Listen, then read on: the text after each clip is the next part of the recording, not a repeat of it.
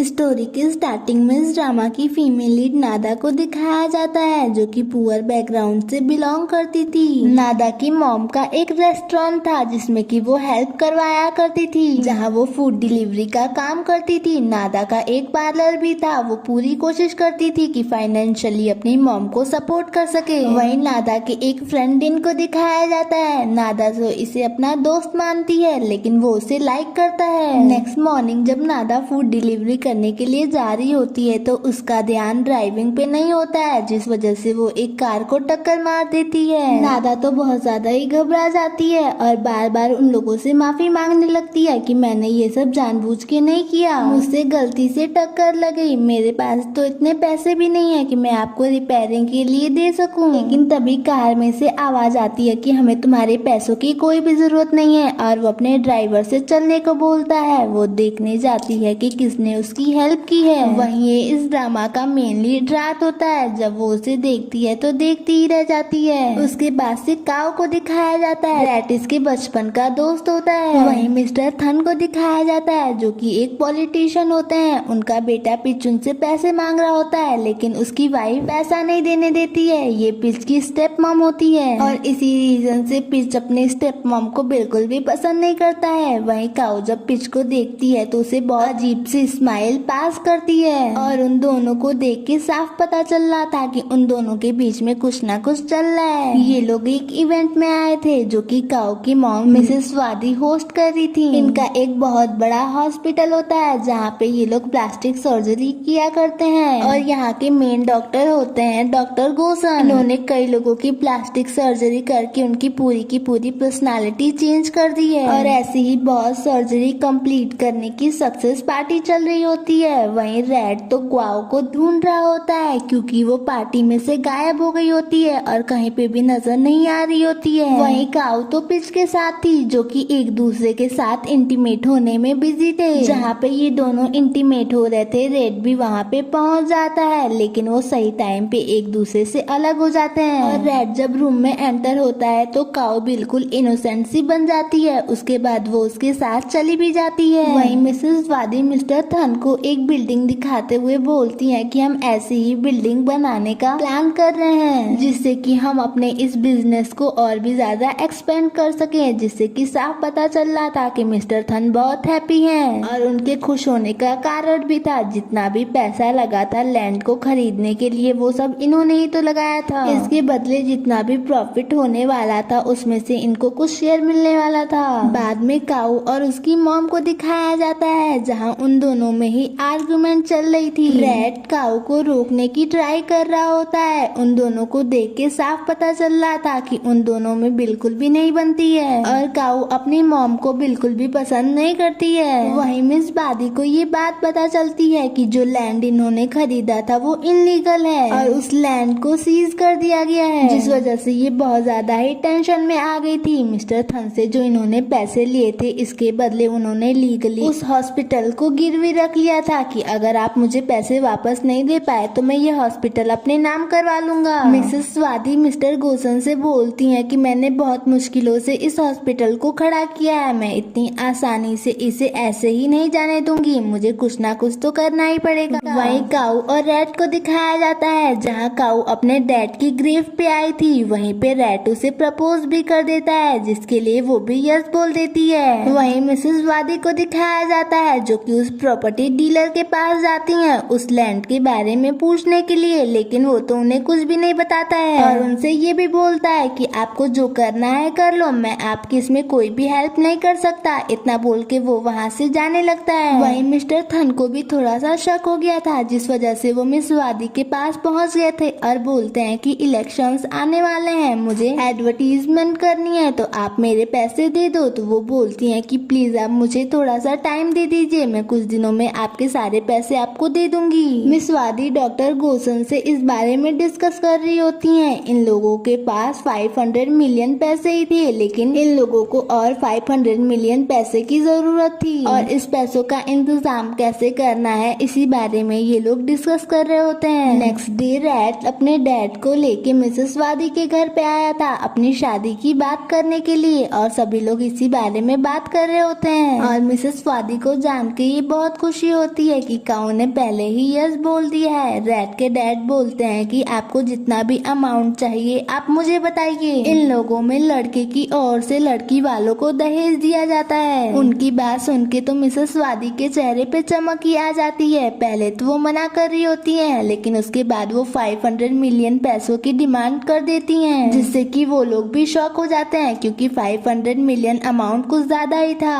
बाद में रैट के डैड उससे बोलते हैं कि अब अमाउंट कितना भी हो हम उन्हें पैसे जरूर देंगे, क्योंकि मैंने जो एक बार बोल दिया मैं उस बात से अब पीछे नहीं हट सकता हूँ। नेक्स्ट सीन में दिखाया जाता है कि रैट काऊ को फोन करता है और उससे कुछ टाइम तक बात करना चाह रहा था, लेकिन वो एक्सक्यूज कर देती है कि मैं बिजी हूँ। लेकिन वो इस टाइम पे भी पिच के साथ होती है और उसके साथ इंटीमेट हो रही होती है। काऊ और पिच जब एक दूसरे को किस कर रहे होते हैं तभी कोई उनकी वीडियो रिकॉर्ड कर लेता है। नेक्स्ट सीन में नादा को दिखाया जाता है जो कि अपने कस्टमर के साथ बिजी होती है। उसे एक जगह डिलीवरी करने के लिए जाना होता है, जिस वजह से वो वहाँ से जा रही होती है, लेकिन वो अपनी मॉम को एक एनवलप दे के जाती है जिसमें बहुत सारे पैसे थे। वहीं वो गर्ल जिसने वो वीडियो रिकॉर्ड किया था वो रैट के पास आ जाती है और उसे वो वीडियो दिखा देती है, जिससे कि वो बहुत गुस्से में आ जाता है और उसे मिलने के लिए पहुंच जाता है। लेकिन वो जब जाता है तो देखता है कि वो दोनों अभी भी किसी कर रहे होते हैं, जिस वजह से उसका गुस्सा और भी ज्यादा बढ़ जाता है। वो गुस्से से कार से बाहर निकलता है और उससे क्वेश्चंस करने लगता है, जिसपे कि वो एक्सक्यूज करने लगती है कि हमारे बीच ऐसा कुछ भी नहीं है, हम तो सिर्फ दोस्त हैं। इसी चक्कर में पिच के हाथ में जो थैली थी वो गिर जाती है, उसमें प्रोटेक्शन के पैकेट्स थे, जिसे देख के रैट और भी गुस्से में आ जाता है। रैट को बहुत हॉट हुआ था और उसे गुस्सा भी आ रहा था। वो गुस्से में आके अपनी कार में बैठ जाता है और वहाँ से चला जाता है। वहीं काऊ भी उसे अपनी कार से फॉलो करने लगती है। वहीं नादा जो कि घर वापस जा रही थी उसकी कार खराब हो जाती है, जिस वजह से वो अगल बगल हेल्प लेने के लिए रोड पे निकल आती है। वहीं ये दोनों तो फुल स्पीड में कार ड्राइव कर रहे होते हैं। वहीं काऊ की कार के सामने नादा आ जाती है और उसे सामने देख के वो अपना कंट्रोल खो देती है और उसकी कार का एक्सीडेंट हो जाता है और उन दोनों की ही कंडीशन बहुत ज्यादा खराब लग रही थी। वहीं मिस्टर थन को दिखाया जाता है जो कि उन्हें धमकाने पहुंच चुके थे कि अगर तुमने मेरे पैसे नहीं दिए तो तुम्हारे लिए बिल्कुल भी अच्छा नहीं होगा।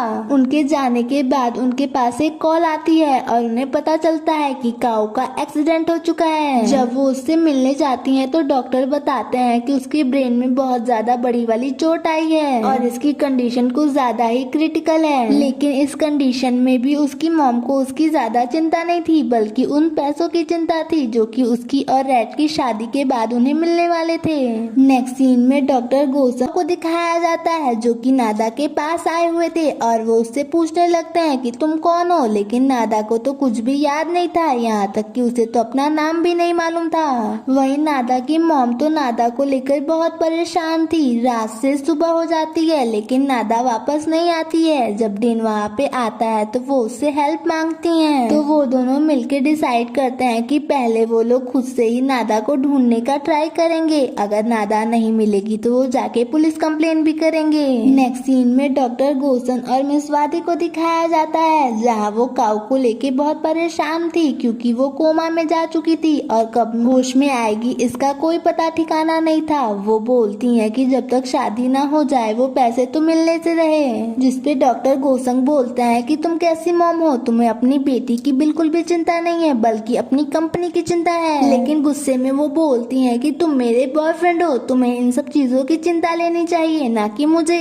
बाद में जब वो नादा को देखती हैं तो उनके दिमाग में एक ईवल सा आइडिया आ जाता है। नादा उन्हें बिल्कुल अपनी बेटी की तरह लग रही थी, जैसे कि वो उतनी ही लंबी थी उतनी ही मोटी थी, सिर्फ उन दोनों का फेस ही अलग था वरना पूरा बॉडी स्ट्रक्चर एक जैसा था। और इनके लिए सबसे अच्छी बात तो ये थी कि नादा अपनी मेमोरी खो चुकी थी। वो डॉक्टर गोसंग के पास जाती हैं और बोलती हैं कि तुम्हें मेरे लिए इस लड़की की सर्जरी करनी होगी, तुम इसे बिल्कुल ही काऊ की तरह बना दो। जिसपे कि डॉक्टर गोसंग तो गुस्से में आ जाते हैं क्योंकि ऐसा करने से नादा की जो रियल पर्सनालिटी होगी वो पूरी तरीके से गायब हो जाएगी और बिना बताए किसी से उसकी रियल आइडेंटिटी को छीन लेना बिल्कुल भी सही काम नहीं था और ये इनलीगल भी था, जिस वजह से वो ये सर्जरी करने के लिए साफ मना कर देते हैं। लेकिन मिसेस स्वाति बहुत होशियार थी, उन्हें पता था कि मिस्टर गोसंग को कैसे मनाना है। वो उन्हें इमोशनली ब्लैकमेल करने लगती हैं जिससे कि आखिर में उन्हें भी मानना पड़ जाता है। तो तो नादा की सर्जरी के लिए उसे इस हॉस्पिटल से ट्रांसफर किया जाता है और इन लोगों के हॉस्पिटल में ले आया जाता है। वहीं रेड को जब पता चलता है कि काऊ का एक्सीडेंट हो गया है तो वो उसके लिए चिंता में आ जाता है और उसकी मॉम को कॉल करता है और उसके बारे में पूछने लगता है कि वो कैसी है। पहले तो वो लोग टेंशन में आ जाते हैं कि उसे क्या जवाब दे, लेकिन उसकी मॉम बोलती है कि वो बिल्कुल ही ठीक है, उसे ज्यादा चोट वगैरह नहीं लगी है और वो जल्दी ही ठीक हो जाएगी। और वो ये भी बोलती है कि डॉक्टर ने उसे ज्यादा से ज्यादा रेस्ट करने को बोला है, जिससे कि रेड भी चिंता से मुक्त हो जाता है। कॉल कटने के बाद उसे काऊ का चीट करना याद आ जाता है, जिस वजह से वो उससे मिलने नहीं जाता है। वहीं काऊ की मॉम और डॉक्टर गोसंग बात कर रहे होते हैं कि वो पब्लिक में ये बात नहीं आने दे सकते कि काऊ कोमा में है, जिस वजह से उसकी मॉम उसे एक अलग प्लेस पे ले जा रही होती हैं। तो काऊ को शहर से बहुत दूर एक जगह पे शिफ्ट कर दिया जाता है और सभी को स्ट्रिक्टली वार्न भी कर दिया जाता है कि बिना डॉक्टर गोसंग की और मेरी परमिशन के कोई भी यहाँ पे ना आने पाए। नेक्स्ट सीन में दिखाया जाता है कि नादा की सर्जरी होने वाली थी। डॉक्टर गोसंग एक बार सोचते हैं, फिर उसकी सर्जरी स्टार्ट कर देते हैं। सर्जरी हो जाने के बाद डॉक्टर गोसंग सभी डॉक्टर्स को वार्न करते हैं कि इस सर्जरी के बारे में किसी को भी तुम लोगों को नहीं बताना है। लेकिन डॉक्टर गोसंग बहुत ज्यादा ही परेशान थे, क्योंकि उन्होंने बिना परमिशन किसी की आइडेंटिटी ऐसे चेंज कर दी और उसकी लाइफ के साथ इतना बड़ा खिलवाड़ किया था। वहीं बाद में मिसेस वादी नादा को देख के बोलती है कि मैं इस गर्ल को यकीन दिला दूंगी कि ये मेरी बेटी काऊ है और कुछ भी हो जाए इसे रेड से शादी करनी ही पड़ेगी। वहीं नादा की मॉम को दिखाया जाता है, जो कि उसके लिए बहुत परेशान हो रही थी। उन लोगों ने पुलिस कंप्लेन वगैरह भी कर दी थी। नेक्स्ट मॉर्निंग उन्हें पुलिस की कॉल आती है, जो कि उन्हें बताते हैं कि 2 दिन पहले एक एक्सीडेंट हुआ था जहां 2 गर्ल इंजर्ड हो गई थी। हो सकता है कि आपकी भी लड़की उसी में से एक हो। आप हॉस्पिटल जाके इस बारे में कंफर्म कर लीजिए। वहीं डॉक्टर गोसंग को दिखाया जाता है, जिनकी बेटी फॉरेन से स्टडी करके आ चुकी थी और वो अब उन्हीं के साथ प्रैक्टिस करने वाली थी और ये भी एक डॉक्टर होती है। वहीं मिसेस वादी को दिखाया जाता है, जो कि नादा के पास आती हैं और बोलती हैं कि मैं तुम्हारी मॉम हूँ और तुम मेरी इकलौती बेटी हो।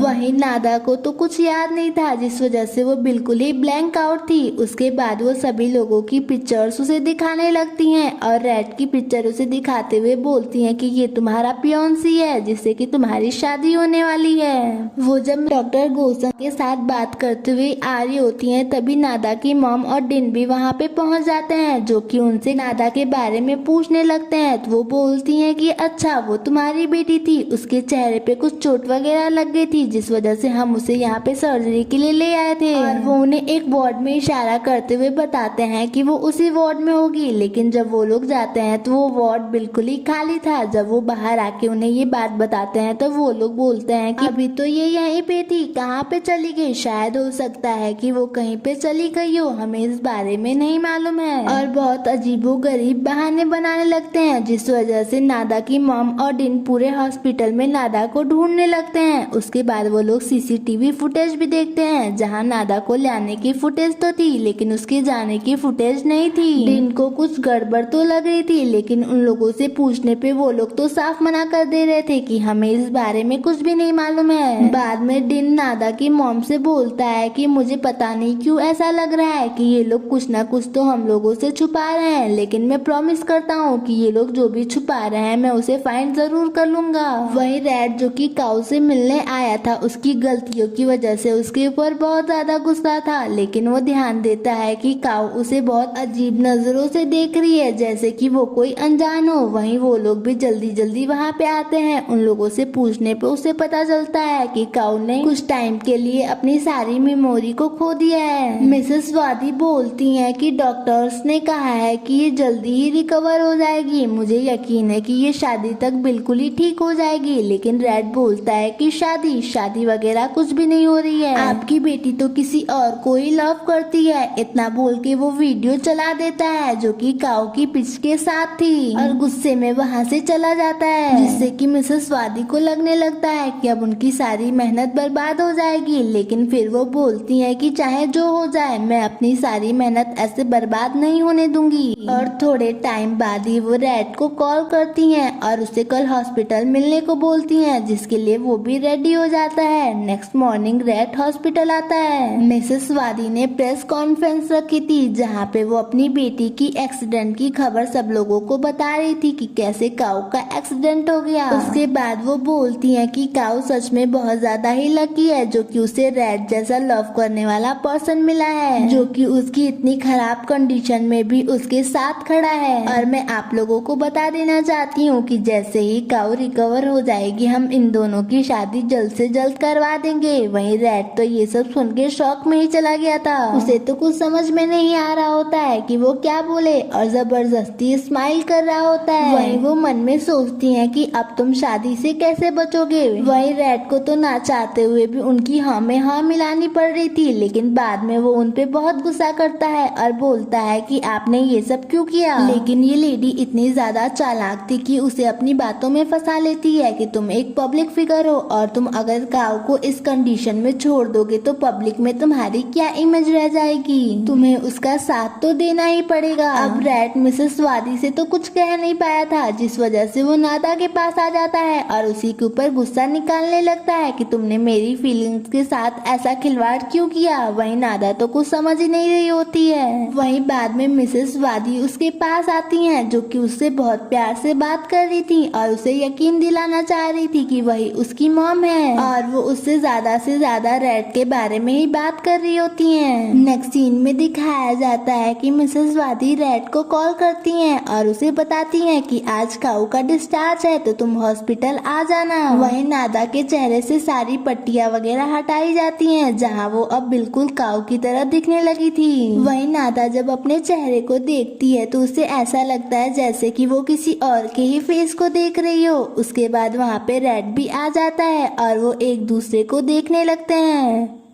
रैट नादा के पास आता है जिसपे कि वो उससे बोलती है कि मुझे ऐसा क्यों लग रहा है जैसे कि मैं किसी और का ही फेस देख रही हूँ। लेकिन रैट उसे समझाते हुए बोलता है कि तुम चिंता मत करो, ये तुम्हारा ही फेस है। उसके बाद से जब मिसेस स्वाति काऊ की ड्रेस नादा को पहनने को देती है तो उसे बहुत वियर्ड सा फील होने लगता है। रैट ना चाहते हुए भी उसे घर पे लेके आता है। नादा जब इतने बड़े घर को देखती है तो बोलती है कि क्या सच में ये मेरा ही घर है। उसके बाद वो उसे उसके रूम में ले जाता है। नादा वेट कर रही होती है कि रैट यहाँ से कब जाएगा, लेकिन जब वो नहीं जाता तो वो उससे बोल ही देती है कि तुम यहाँ से जा सकते हो, जिसपे कि रैट को गुस्सा आ जाता है और वो उसके पास आते हुए बोलता है कि अगर मेरी जगह कोई और बॉय होता तो तुम उसे जबरदस्ती रूम के अंदर लेके आती, लेकिन मैं हूँ तो मुझे यहाँ से भगा रही हो। और वो उसके ऊपर कुछ ज्यादा ही गुस्सा करने लगता है जिसपे कि वो बोलती है कि मुझे पता है कि तुम मुझसे लव करते थे लेकिन मुझे ये सब कुछ भी याद नहीं है। जिसपे कि रैट को बहुत गुस्सा आता है और वो बोलता है कि कितना अच्छा होता अगर मेरी भी मेमोरी चली जाती तो मैं उस दिन का तुम्हारा सीन भूल जाता। उसके बाद से डॉक्टर गोसंग अपनी बेटी के साथ काऊ से मिलने आते हैं जहाँ बातों बातों में ही पता चल जाता है कि रैट, काऊ और उनकी बेटी तीनों ही बचपन के दोस्त होते हैं। क्वान नादा को बताती है कि रैट तुमसे इतना ज्यादा लव करता है कि अगर तुम उसे कुएं में कूदने को भी बोलोगी तो वो बिना सोचे समझे कूद जाएगा। वो बोलती है कि क्या सच में। उसके बाद सभी लोगों को खाना खाते हुए दिखाया जाता है जहाँ पे नादा का चेंज बिहेवियर सबको ही नोटिस कर रहा था। यहाँ तक कि रैट को भी उसका बिहेवियर चेंज लग रहा था क्योंकि काऊ इतनी ज्यादा काइंड कभी नहीं थी। वहाँ पे जितना भी खाना बना था वो काऊ की पसंद का था जो कि वो टेस्ट करती है, लेकिन वो उसे बिल्कुल भी अच्छा नहीं लगता क्योंकि ये काऊ थोड़े ही थी, ये तो नादा थी। अब सभी लोग काऊ की मेमोरी को वापस लाने में लग गए थे जहाँ पे वो उसकी फेवरेट प्लेस पे उसे लेके आते हैं। नादा एक झूले पे बैठी हुई थी और रैट उसे बहुत जोर जोर से झुला रहा था, लेकिन वो बोलती है कि मुझे सच में बहुत मजा आया। उसके बाद से वो रैट को भी झूला झुलाती है और उससे पूछती है कि तुम्हें कैसा लगा, तो वो बोलता है कि मुझे भी बहुत अच्छा लगा और ये पहली बार था जब रैट ने उसे नॉर्मल तरीके से ट्रीट किया था। नेक्स्ट सीन में मिसेस स्वाति और रैट को दिखाया जाता है जहाँ पे मिसेस स्वाति उसे एंगेजमेंट रिंग देते हुए बोलती है कि तुम्हें ये रिंग फिर से काऊ को पहनानी चाहिए और तुम्हें अपना ज्यादा से ज्यादा समय उसी के साथ बिताना चाहिए। हो सकता है अगर तुम ऐसा सब करो तो उसकी मेमोरी जल्दी ही वापस आ जाए। उसके बाद से जाके रैट नादा से मिलता है और उससे थोड़ी बहुत बात करने के बाद उसे रिंग दिखाते हुए बोलता है कि ये हमारी एंगेजमेंट रिंग है, लेकिन तुम सब कुछ भूल चुकी हो जिस वजह से मैं तुम्हें ये फिर से देता हूँ और तुम अब ऐसा समझ लेना कि मैंने तुम्हारी लाइफ में न्यू काऊ से फिर से एंगेजमेंट कर लिया है और इसे याद करने में तुम्हें ज्यादा प्रॉब्लम भी नहीं होगी। वहीं रैट का इस तरह उसे रिंग पहनाना नादा को भी बहुत अच्छा लगता है। वहीं नादा तो पूरी कोशिश कर रही होती है कि वो अपनी पिछली मेमोरी को याद कर ले, लेकिन वो काऊ थोड़े ही थी जो कि उसे ये सब करने से उसकी पुरानी मेमोरी वापस आने वाली थी। वहीं मिसेस वादी तो रैट को ब्लैकमेल करने लगती है कि काऊ ना मुझसे अटैच थी और ना इस परिवार से।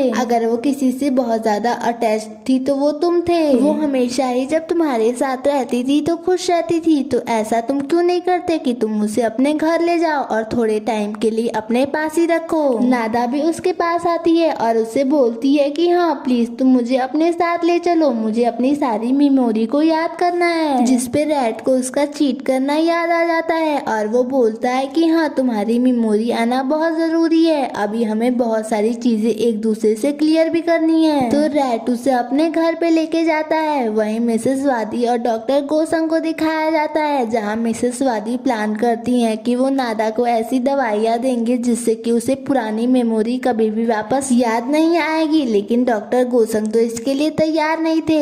लेकिन ऑफ कोर्स मिसेस वादी उन्हें मनाए लेती हैं। उसके बाद से उन्हें पॉलिटिशियन थन के पास दिखाया जाता है जहाँ वो उसे कुछ पैसे देती हैं क्योंकि उन्होंने डिसाइड किया था कि वो अब थन को कुछ इंस्टॉलमेंट में पैसे देंगे। लेकिन मिस्टर थन ने इंटरेस्ट रेट बहुत ज्यादा ही हाई रखा था। वो उन लोगों से बोलते हैं कि अगली बार भी तुम लोग ऐसे ही मुझे पैसे दे देना, वरना तुम लोग तो जानते ही हो कि मैं आगे क्या क्या कर सकता हूँ। इतना बोल के वो वहाँ से चले जाते हैं। वहीं डिन क्वान के पास आता है और उससे हेल्प मांगता है कि वो नादा को ढूंढने में उसकी हेल्प कर सके क्योंकि वो भी एक डॉक्टर थी। वो बोलती है कि मैं तुम्हारी हेल्प क्यों करूं, तो वो बोलता है कि मेरे लिए नहीं बल्कि नादा की मॉम के लिए प्लीज तुम हमारी हेल्प कर दो।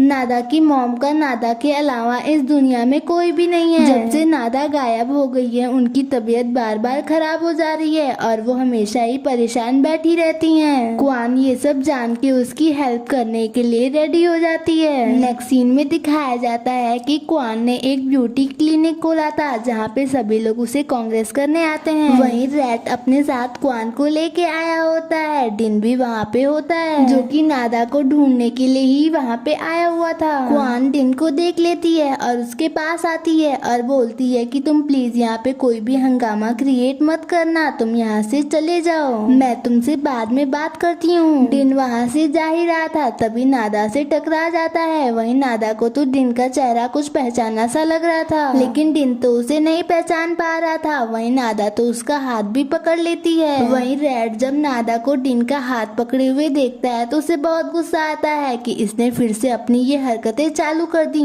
और वो उसे घींचते हुए यहाँ से ले जाता है और घर पे आके उसके ऊपर बहुत ज्यादा ही गुस्सा करने लगता है। वो बोलता है कि तुम्हें ज्यादा टाइम नहीं लगता किसी को भी अपने जाल में फंसाने के लिए। अगर मैं तुम्हें अच्छा नहीं लगता तो तुम मुझे बता सकती हो, मैं तुम्हारे रास्ते में आना छोड़ दूंगा, और अगर वो तुम्हें पसंद आ गया तो तुम मुझे बता सकती हो, मैं तुम्हें ऐसे टॉर्चर करना तो कम से कम छोड़ दूंगा। जिसपे कि नादा उससे दूर होते हुए बोलती है कि मुझे तुम पसंद हो ना कि कोई और अगर मैं किसी और को लाइक करने भी लगूंगी तो वो सबसे पहले पर्सन तुम होगे जिससे आके मैं ये सब बताऊंगी। इतना बोल के वो वहाँ से चली जाती है। वहीं रैट को भी उसका इनडायरेक्टली उसे कन्फेस करना बहुत अच्छा लगता है और वो स्माइल कर देता है। वहीं नादा डिन के बारे में सोच रही होती है कि वो पर्सन मुझे इतना जाना पहचाना सा क्यों लग रहा था। इसी बारे में पता करने के लिए वो क्वान के पास आ जाती है और उससे बोलती है कि तुम मुझे डिन के बारे में कुछ बताओ, और वो उसे ये भी बताती है कि डिन को देखने के बाद उसे ऐसा लगा था कि जैसे कि वो उसे जानती है और उसे उसकी हेल्प करने को भी वो बोलती है। जिसपे क्वान भी उसकी हेल्प करने के लिए रेडी हो जाती है और उसे डिन के पास ले जाती है। नादा उससे पूछती है कि क्या तुम मुझे जानते हो, पर डिन बोलता है कि नहीं, हम कभी भी नहीं मिले हैं, लेकिन तुम्हारी आवाज बिल्कुल नादा की तरह है। वहीं डिन के मुंह से अपना रियल नाम सुन के नादा को ऐसा लगता है जैसे कि उसने ये नाम भी कहीं पे सुना हुआ है, क्योंकि यहाँ यहाँ पे सभी लोग उसे काऊ के नाम से बुलाते थे और वो उससे पूछने लगती है कि ये नादा कौन है। तो डिन बताता है कि वो मेरी गर्लफ्रेंड है जो कि बहुत टाइम से मिसिंग है और मैं उसे ढूंढ नहीं पा रहा हूँ। उसके बाद से नादा उसे बहुत सारे क्वेश्चंस पूछती है लेकिन डिन उसे एक भी सेटिस्फेक्शन आंसर नहीं देता है। उसके बाद से वो उससे बोलती है कि अगर तुम्हें कुछ भी याद आए तो ये रखो मेरा मोबाइल नंबर, तुम मुझे कॉल कर देना, मैं अपनी सारी मेमोरीज को जल्द से जल्द याद करना चाहती हूँ। नेक्स्ट सीन में डिन को नादा की मॉम के पास दिखाया जाता है जहाँ वो उनसे सारी बात बताता है कि कैसे वो काऊ से मिला और उन लोगों के बीच में क्या क्या बातें हुई। नादा की मॉम बोलती है कि मैंने हॉस्पिटल में भी सुना था कि काऊ की कार ने नादा को हिट किया था, लेकिन डिन बोलता है कि वो अपनी सारी मेमोरी भूल चुकी है, बट अब मुझे ऐसा लगता है कि वही एक गर्ल है जो कि नादा को ढूंढने में हमारी हेल्प कर सकती है। तो डिन उसे कॉल करता है और उसे ये बात भी बताता है कि उस दिन उसी की कार ने नादा को हिट किया था, जिससे कि वो शॉक हो जाती है क्योंकि मिसेस वादी ने इस बारे में उसे कुछ भी नहीं बताया होता है। वही रैट जो कि वहाँ पे आ गया था नादा के फोन में देख लेता है कि उसने किसी लड़के से अभी अभी बात की है, जिस वजह से वो उस पर गुस्सा होने लगता है और वो उससे बोलता है कि अगर कोई बॉय किसी गर्ल से लव करता हो और उसे शादी भी करने वाला हो, अगर वो ये देखे कि वो किसी और से बात कर रही है तो उसे बिल्कुल भी अच्छा नहीं लगेगा। जिसपे कि नादा उससे सॉरी बोलती है और ये भी उससे कहती है कि मुझे ये तो नहीं याद कि मैंने तुम्हें कैसे हर्ट किया, लेकिन मुझे लगता है कि मैंने सच में तुम्हें बहुत ज्यादा दुख पहुंचाया है। जब नादा रैट को शांत देखती है तो उसे डिन के बारे में बताती है कि उसकी गर्लफ्रेंड को मेरी ही कार से टक्कर लगी थी और वो तब से ही मिसिंग है। वो लोग बहुत ढूंढने की ट्राई कर रहे हैं लेकिन अभी तक वो उन्हें नहीं मिली है और उससे वो ये भी बोलती है कि अब तुम थोड़ा रिलैक्स हो सकते हो क्योंकि मेरा उस बॉय के साथ कोई भी चक्कर वगैरह नहीं चल रहा है। वहीं रैट को दिखाया जाता है जो कि स्माइल कर रहा होता है। उसके बाद से रैट उससे बोलता है कि मुझे एक बात समझ में नहीं आई कि आंटी ने हमसे ये बात क्यों छुपाई कि उस दिन किसी गर्ल का एक्सीडेंट भी हो गया था।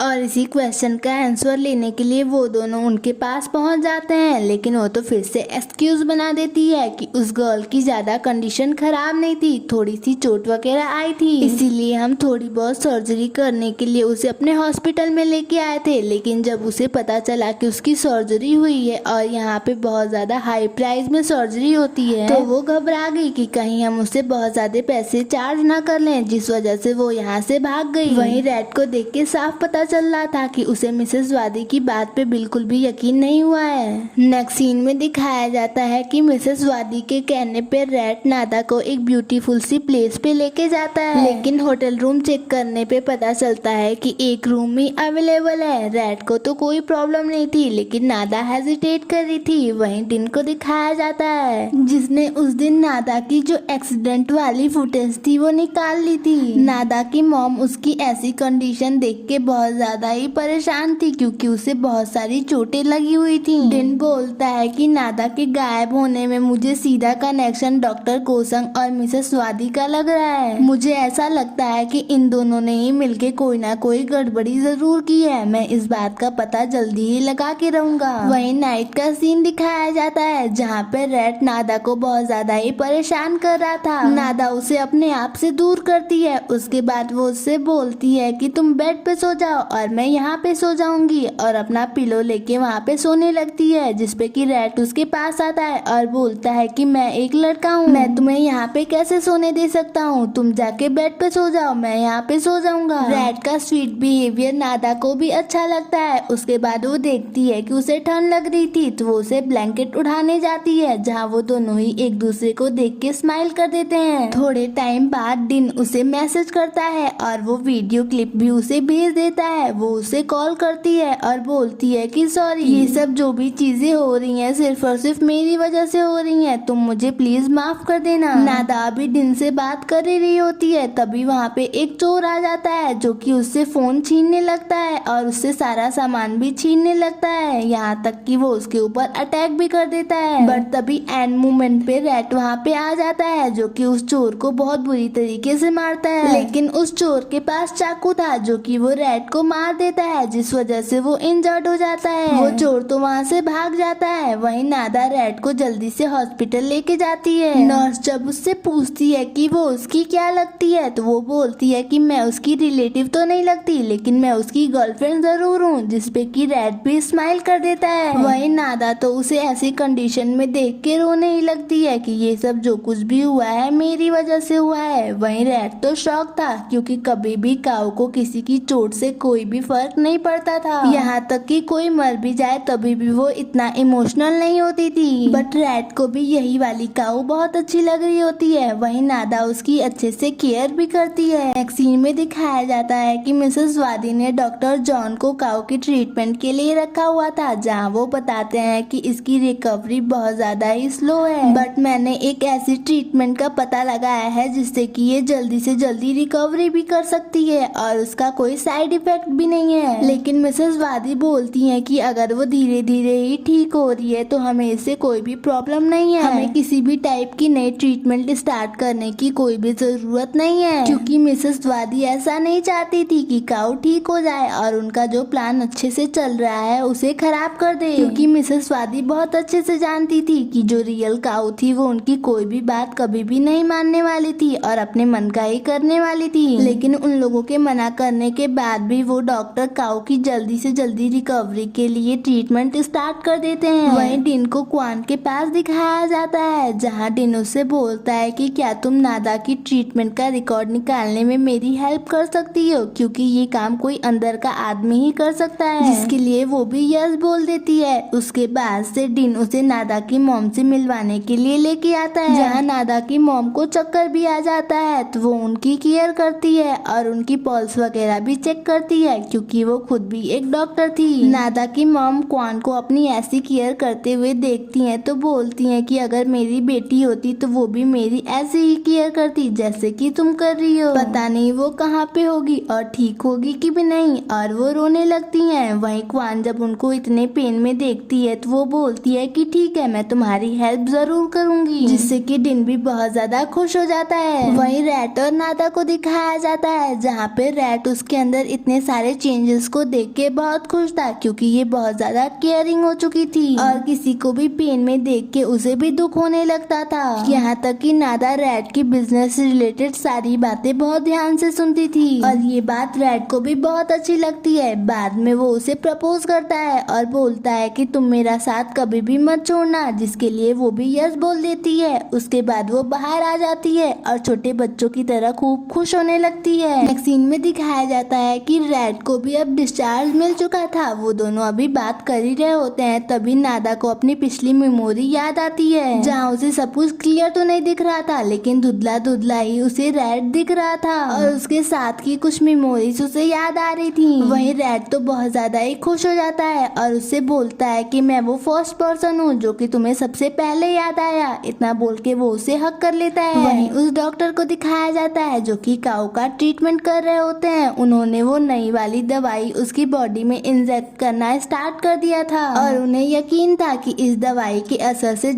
जल्दी काऊ ठीक हो जाएगी। वहीं रैट और नादा एक दूसरे के कुछ ज्यादा ही क्लोज आ गए थे, यहाँ तक कि वो दोनों एक दूसरे के साथ फिजिकल भी हो जाते हैं। वहीं काऊ को दिखाया जाता है जिसे अभी तक एक इंजेक्शन लगा था, लेकिन उसकी बॉडी मूव करने लगी थी। वहीं रैट और नादा को दिखाया जाता है, जहाँ पे रैट बहुत गहरी सोच में था। उसे काऊ और नादा के बीच में डिफरेंस पता लगने लगा था कि ये दोनों एक पर्सन नहीं हो सकते, क्योंकि इन दोनों की ही पर्सनालिटी बहुत ज्यादा डिफरेंट थी। क्योंकि वो काऊ के साथ बचपन से रह रहा था, जिस वजह से वो उसे अच्छे से जानता था कि रियल काऊ तो ऐसी बिल्कुल भी नहीं थी। वो उससे इस बारे में बात भी करना चाह रहा था, लेकिन कर नहीं पाता है। वहीं नादा भी नोटिस कर लेती है कि रैट किसी न किसी बात से जरूर ही परेशान है। रैट ये बात आके अपने डैड को भी बताता है कि आप मेरी बात पे शायद से हंसे, लेकिन मुझे ऐसा लगता है कि ये काऊ और पुरानी वाली काऊ दोनों ही डिफरेंट है। मेरे कहने का मतलब है कि इन दोनों का फेस तो बिल्कुल सेम है, लेकिन पर्सनालिटी बिल्कुल ही अलग है। मैं गारंटी के साथ कह सकता हूँ कि ये दोनों अलग अलग पर्सन है, लेकिन मैं ये समझ नहीं पा रहा हूँ कि किसी भी पर्सन का फेस एक जैसा कैसे हो सकता है। बट फेस सेम होने के बावजूद भी उन दोनों की पर्सनालिटी में बहुत डिफरेंस है। मैं जितना भी इस बारे में सोच रहा हूँ मेरा सिर दर्द करने लग रहा है। जिसपे उसके डैड उसे कूल डाउन रहने को बोलते हैं और सारी बातें ठंडे दिमाग से सोचने को कहते हैं। वो बोलते हैं कि मुझे तुम पे यकीन है कि तुम जल्दी ही सब कुछ फाइंड आउट कर लोगे।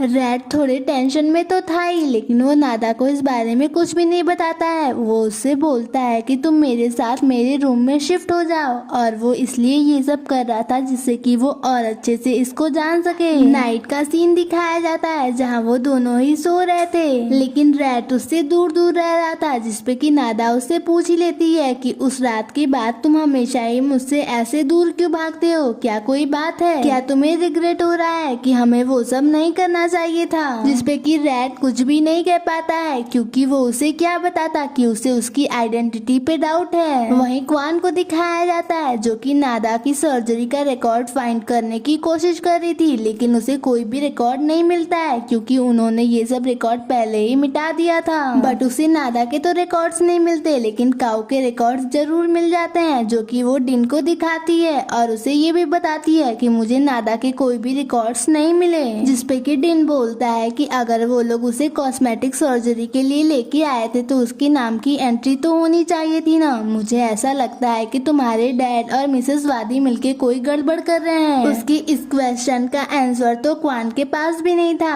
वहीं रैट और नादा को दिखाया जाता है जहाँ रैट नादा को शॉपिंग करने के लिए ले आया था। पहले तो वो मना कर रही थी, लेकिन जैसे ही ब्यूटी शॉप देखती है उसके अंदर घुस जाती है और सामान खरीदने लगती है। नादा जो कि पहले ब्यूटी पार्लर चलाती थी तो उसका ये पर्सनल इंटरेस्ट था, जो कि मेमोरी चले जाने के बावजूद भी बाहर निकल के आ रहा था, और रैट उसे ऐसा करते हुए चुपचाप देख रहा था। उसके बाद वो दोनों ही खाना खा रहे होते हैं जहाँ वो उससे बोलती है कि मुझे मेरे कबर्ड के एक भी कपड़े पसंद नहीं है। तो वो बोलता है कि तुमने अपने कपड़े खुद ही तो चूज किए हैं और सारे ही कपड़े तुम्हारे फेवरेट हैं, फिर तुम ऐसा क्यों बोल रही हो। जिसपे नादा बोलती है कि वो ड्रेसेस शॉर्ट हैं और रिवीलिंग है और बहुत ज्यादा फैंसी भी हैं, मुझे ऐसे ड्रेसेस बिल्कुल भी पसंद नहीं। जिसपे कि रैट बोलता है कि ठीक है, अब से तुम्हें जो मन करे तुम वही करना। रैट जानना चाहता था कि इसकी जो न्यू वाली पर्सनालिटी है उसे क्या क्या पसंद है। वो लोग जा ही रहे होते हैं तभी उन्हें डिन मिल जाता है। बातों बातों में ही नादा उससे उसकी गर्लफ्रेंड की फोटो देखने को मांगती है, और जब फोटो देखती है तो उसे बहुत सी मेमोरी याद आने लगती है और उसका सिर भी दर्द करने लगता है। रैट जब देखता है कि उसकी तबीयत खराब हो रही है तो वो उसे वहाँ से ले जाने लगता है, लेकिन तभी नादा की मॉम अचानक से वहाँ पे आ जाती है, जिसे नादा भी देखती है और उसे कुछ याद आने लगता है। और जब वो उनकी तबीयत खराब देखती है तो उसे बहुत चिंता होने लगती है, लेकिन रैट उसे वहाँ से लेके चला जाता है। वहीं उसकी मॉम भी उसे ऐसे देख रही थी जैसे कि वो उसे जानती हो। बाद में नादा रैट को बताती है कि मैंने जब उस वुमेन को देखा तो मुझे अंदर से अजीब सी बेचैनी सी महसूस होने लगी। जिसपे कि रैट उससे बोलता है कि तुम काम डाउन रहो, मुझे लगता है कि टाइम के साथ साथ तुम्हें सब कुछ याद आता जाएगा और सब कुछ सही हो जाएगा। वहीं उस डॉक्टर को दिखाया जाता है जो कि काऊ का ट्रीटमेंट कर रहा था। उसकी ये ट्रीटमेंट अभी भी जारी थी और वो इस बारे में किसी को भी नहीं बताता है। वो तो काऊ को ठीक करना चाह रहा था, लेकिन उसकी मॉम तो ऐसा बिल्कुल भी नहीं चाह रही थी, क्योंकि उन्हें पता था कि अगर काऊ ठीक हो गई तो उनका काम खराब हो सकता है। वहीं रैट जो कि नादा को दूसरे हॉस्पिटल में चेकअप के लिए लेके आया था, डॉक्टर उसे बताते हैं कि काऊ जो भी मेडिसिन खा रही है वो स्किन रिलेटेड डिजीज के लिए है, ना कि उसकी ब्रेन मेमोरी को वापस लाने के लिए। और हम शुरू से ही देखते आ रहे हैं कि नादा बिल्कुल ही ठीक थी, वो सिर्फ अपनी मेमोरी भूली थी, लेकिन इन लोगों ने प्लास्टिक सर्जरी करके उसे काऊ की जगह रिप्लेस कर दिया था और इसकी मेमोरी कभी भी वापस ना आए इसलिए दवाइयाँ दे रहे थे। और जो प्लास्टिक सर्जरी की गई थी उसके लिए भी दवाइयाँ ये लोग दे रहे थे, लेकिन उसकी मेमोरी वापस आने के लिए ऐसी कोई भी दवाई नहीं दे रहे थे। और यही बात डॉक्टर रैट को बताते हैं और डॉक्टर की बात सुन के तो वो शॉक ही हो जाता है। उसके बाद वो नादा से आके बोलता है कि तुम वो जो भी दवाई खा रही हो अब से खाना बंद कर दो, अब से तुम वही दवाइयाँ खाओगी जो कि मैंने तुम्हें आज दी हैं। लेकिन वो दोनों ही हैरान परेशान थे कि उसकी खुद की मॉम ऐसा क्यों कर रही है। रैट अपने डैड को भी इस बारे में बताता है और उसके डैड भी समझ नहीं पा रहे थे कि वो ऐसा क्यों कर रही हैं। नेक्स्ट डे रैट नादा को उसी की मॉम के रेस्टोरेंट में खाना खाने के लिए लेके आता है। नादा वहाँ पे आके बहुत खुश थी और उसे वहाँ का खाना भी बहुत अच्छा लगता है, लेकिन उसे अभी भी कुछ भी याद नहीं आ रहा होता है। नेक्स्ट सीन में दिखाया जाता है कि मिसेस वादी रैट के घर पे आई होती हैं और काऊ की शादी के बारे में बात करने लगती हैं, क्योंकि उन्हें जो काऊ की शादी के बाद पैसे मिलने वाले थे वो जल्दी से जल्दी चाहिए थे, लेकिन काऊ इस बार मना कर देती है शादी के लिए कि जब तक मेरी मेमोरी वापस नहीं आ जाती मैं शादी नहीं करूंगी। वो उस पे प्रेशर बना के अपनी बात मनवाने की ट्राई भी करती है, लेकिन नादा तो अड़ी हुई थी कि जब तक मेमोरी वापस नहीं आ जाती वो शादी नहीं करेगी। और इसी बात को लेके उन दोनों में ही बहुत ज्यादा आर्गुमेंट हो जाती है। मिसेस स्वाति तो उस पे कुछ ज्यादा ही गुस्सा हो गई थी।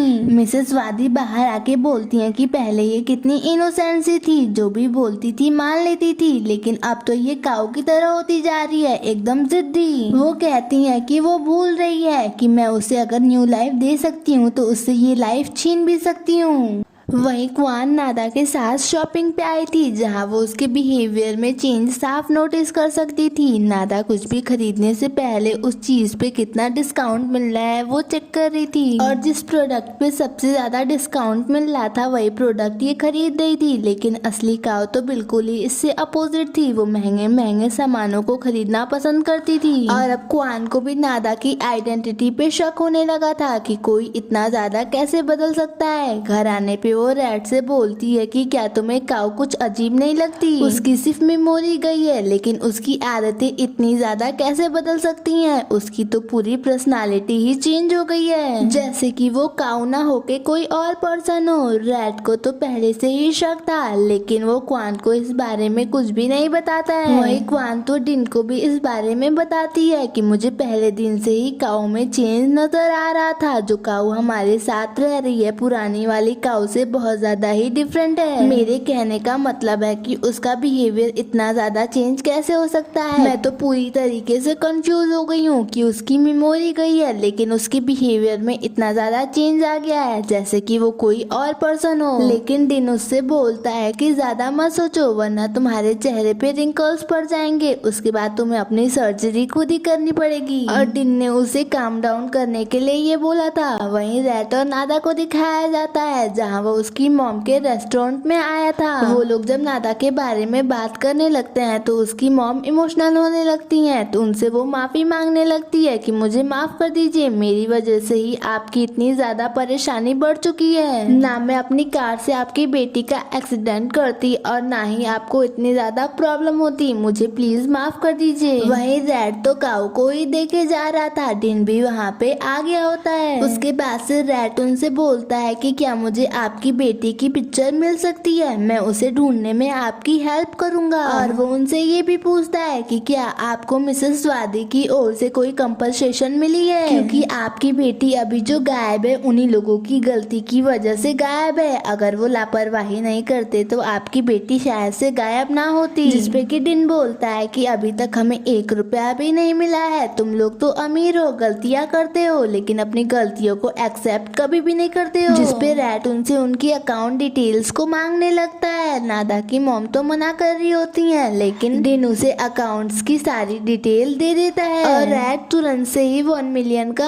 अमाउंट उन्हें सेंड कर देता है, जिससे कि वो दोनों भी शॉक हो जाते हैं। रैट उनसे बोलता है कि आप ये समझिएगा कि मैं काऊ की ओर से आपसे माफी मांग रहा हूँ। अभी ये लोग बातें ही कर रहे होते हैं, तभी नादा वहाँ से उठती है और अपने खाने का सामान ऐसे ढूंढ लेती है जैसे कि सालों से ये यहाँ पे रह रही हो, जिससे कि ये लोग भी शौक रह जाते हैं। बाद में नादा के मॉम डिन से बोलती हैं कि क्या तुम्हें नहीं लगता कि काऊ और नादा का बिहेवियर कुछ ज्यादा ही एक जैसा है? अगर फेस को छोड़ दिया जाए तो वो बिल्कुल ही नादा की तरह है। उसका बिहेवियर हो गया या बात करने का तरीका बिल्कुल ही नादा की तरह है। वहीं रैट तो काऊ और नादा दोनों की फोटो को एक साथ लगा के देखने लगा था। वहीं डिन और क्वान को दिखाया जाता है जो कि एक प्लास्टिक सर्जन के पास थे, जहाँ वो दोनों लोग ही काऊ और नादा की फोटोज को मिक्स करके देख रहे होते हैं। और वो दोनों ही देखते हैं कि थोड़ी सी एडिटिंग करने के बाद ही नादा का चेहरा पूरी तरीके से काऊ की तरह दिखने लगा था, जिससे कि रैट भी शॉक हो गया था। वहीं उन लोगों को दिखाया जाता है जहां डॉक्टर बोलते हैं कि अगर इसकी नाक वाला हिस्सा थोड़ा सा चेंज कर दिया जाए तो ये बिल्कुल काऊ की तरह दिखने लगेगी, जिससे कि ये लोग भी शॉक हो जाते हैं। वहीं रैट को दिखाया जाता है जो कि नादा का फिंगरप्रिंट ले लेता है, उसे अब सच्चाई जाननी थी। वहीं मिसेस वादी ने नादा को बुलाया था, जो कि उसके ऊपर गुस्सा करने लगती है कि तुम कैसी लड़की हो, तुम रैट के साथ एक ही छत के नीचे इतने दिनों से रह रही हो, लेकिन जब शादी की बात आती है तो तुम मना करने लगती हो। अरे अब तो इतने दिन बीत गए हैं, अब तो शादी तुम्हें कर ही लेनी चाहिए। और वो उसे बहुत सी बातें सुना देती हैं, जिसपे कि वो बोलती है कि मैं शादी तो करना चाहती हूँ, लेकिन तब जब मेरी सारी मेमोरी वापस आ जाए। लेकिन मिसेस वादी उसे अपनी कड़वी बातों से दुखी कर देती हैं। जब रैट देखता है कि नादा इतनी सैड बैठी है तो वो उससे बोलता है कि मुझे फर्क नहीं पड़ता कि तुम्हारे पास्ट में क्या है, लेकिन मैं अब तुम्हारी रिस्पॉन्सिबिलिटी लेने के लिए तैयार हूँ। मैं अब इस काऊ से लव करने लगा हूँ, चलो हम शादी कर लेते हैं। जिसपे कि नादा तो हेजिटेट कर रही थी, लेकिन वो उसे समझा देता है कि चाहे जो भी हो जाए, लेकिन मेरा लव तुम्हारे लिए कभी भी चेंज नहीं होगा। जिससे कि वो भी खुश हो जाती है और उसे हक कर लेती है। नेक्स्ट सीन में दिखाया जाता है कि रैट वो फिंगरप्रिंट लेके पुलिस ऑफिसर के पास आ गया था, जहाँ वो फिंगरप्रिंट पहले तो उस ग्लास के ऊपर से निकालते हैं, उसके बाद से मैच करने लगते हैं और वो फिंगरप्रिंट नादा के फिंगरप्रिंट से मिल जाता है। वो बोलते हैं कि फिंगरप्रिंट सभी की एक यूनिक आइडेंटिटी होती है, जो कि सभी की ही डिफरेंट होती है। तो ये तो पॉसिबल ही नहीं है कि दो लोगों का फिंगरप्रिंट एक जैसा हो। जिससे कि रैट भी अब कंफर्म हो चुका था कि जो उसके साथ रह रही है वो काऊ नहीं है बल्कि नादा है। लेकिन सब कुछ सच जानने के बावजूद भी रैट को नादा से कोई भी प्रॉब्लम नहीं थी। ऐसा लग रहा था जैसे कि उससे सच में उससे लव हो गया है। रैट ये बात आके अपने डैड को भी बताता है कि मैं अब कंफर्म हो चुका हूँ कि जो काऊ मेरे साथ रह रही है वो काऊ नहीं है बल्कि नादा है, और ये सब जो हुआ है ये सब मिसेस वादी और डॉक्टर गोसंग ने मिलके किया है। बट मैं ये समझ नहीं पा रहा हूँ कि बिना उस पर्सन को बताए ये लोग प्लास्टिक सर्जरी करके उसका फेस और उसकी आइडेंटिटी ऐसे कैसे चेंज कर सकते हैं। और वो बोलता है कि अब मैं समझ गया कि वो लोग क्यों नादा को स्किन सप्लीमेंट्स दे रहे थे। वो लोग तो कभी चाहते ही नहीं थे कि उसकी मेमोरी वापस आए। उसके डैड बोलते हैं कि हमें तो मालूम ही नहीं था कि ये इतनी खतरनाक भी हो सकती है, लेकिन वो बोलते हैं कि अगर नादा हमारे साथ है तो रियल काऊ कहाँ पे है, वो जिंदा है भी या नहीं, जिसका आंसर तो इन लोगों के पास भी नहीं था। वही काऊ तो उस डॉक्टर के अंडर में बिल्कुल ही ठीक थी और उसकी प्रोग्रेस भी अब बहुत अच्छे से हो रही थी और वो जल्दी जल्दी रिकवर भी कर रही थी। वहीं रैट और नादा को दिखाया जाता है, जहाँ वो उन लोगों के साथ खाना खाने आए थे। रैट चाहता था कि वो अपना ज्यादा से ज्यादा समय अपनी मॉम के साथ बिताए। वो सभी लोग बातें कर रहे होते हैं, जहाँ बातों बातों में ही क्वान से उन्हें पता चलता है कि हर वीक मिसेस वादी और डॉक्टर गोसंग कहीं पे जाते हैं, जिससे कि रैट भी सोच में पड़ गया था। उसके बाद वो अपने डैड के पास आता है और बोलता है कि हमें ये नाटक कंटिन्यू रखना होगा, उन्हें गलती से भी शक नहीं होना चाहिए। जब तक हमें रियल काऊ नहीं मिल जाती हमें ऐसे ही नॉर्मल बिहेव करना पड़ेगा। एंड रैट डिसाइड करता है कि वो उन लोगों को फॉलो करेगा और रियल काऊ का पता लगाएगा। और नेक्स्ट डे ही वीकेंड था। डॉक्टर गोसंग और मिसेस वादी वहाँ पे जा रहे होते हैं, वहीं रैट भी उन्हें फॉलो कर रहा होता है, लेकिन मिसेस वादी को उस पे डाउट हो जाता है कि वो कार कब से हमें फॉलो कर रही है। तो वो रैट को मिसगाइड करके वहाँ से निकल जाती हैं। वहीं रैट वहाँ पे ही फंसा रह जाता है। वहीं पिच को दिखाया जाता है, जो कि गैम्बलिंग में बहुत सारे पैसे हार जाता है और फिर से अपने डैड के पास पैसे मांगने के लिए आता है। लेकिन उसकी स्टेप मदर फिर से उसके डैड को भड़का देती हैं और उसे 1 रुपए भी नहीं देने देती हैं। उसके बाद से मिस्टर थन को मिसेस वादी के पास दिखाया जाता है, जहाँ वो बोलते हैं कि मैं सोच रहा हूँ कि मैं इंटरेस्ट रेट को 5% और बढ़ा दूं। जिसपे मिसेस वादी ऑब्जेक्ट करने का ट्राई करती हैं। तो वो बोलते हैं कि अगर तुम्हें इतनी ही प्रॉब्लम हो रही है तो हमें सारे के सारे पैसे एक साथ दे दो, उसके बाद ना हमें तुमसे कोई मतलब रहेगा और ना तुम्हें हमसे। जिससे कि मिसेस वादी भी अब चुप करके रह जाती हैं। वहीं उनके पास तो 1 रुपए भी नहीं थे कि वो उन लोगों को दे सके। वहीं नादा ग्रोसरी शॉपिंग के लिए आई होती है, जहाँ पे पिच आ जाता है और उसे काऊ समझ के उसके साथ वैसे ही बिहेव करने लगता है जैसे कि वो काऊ के साथ किया करता था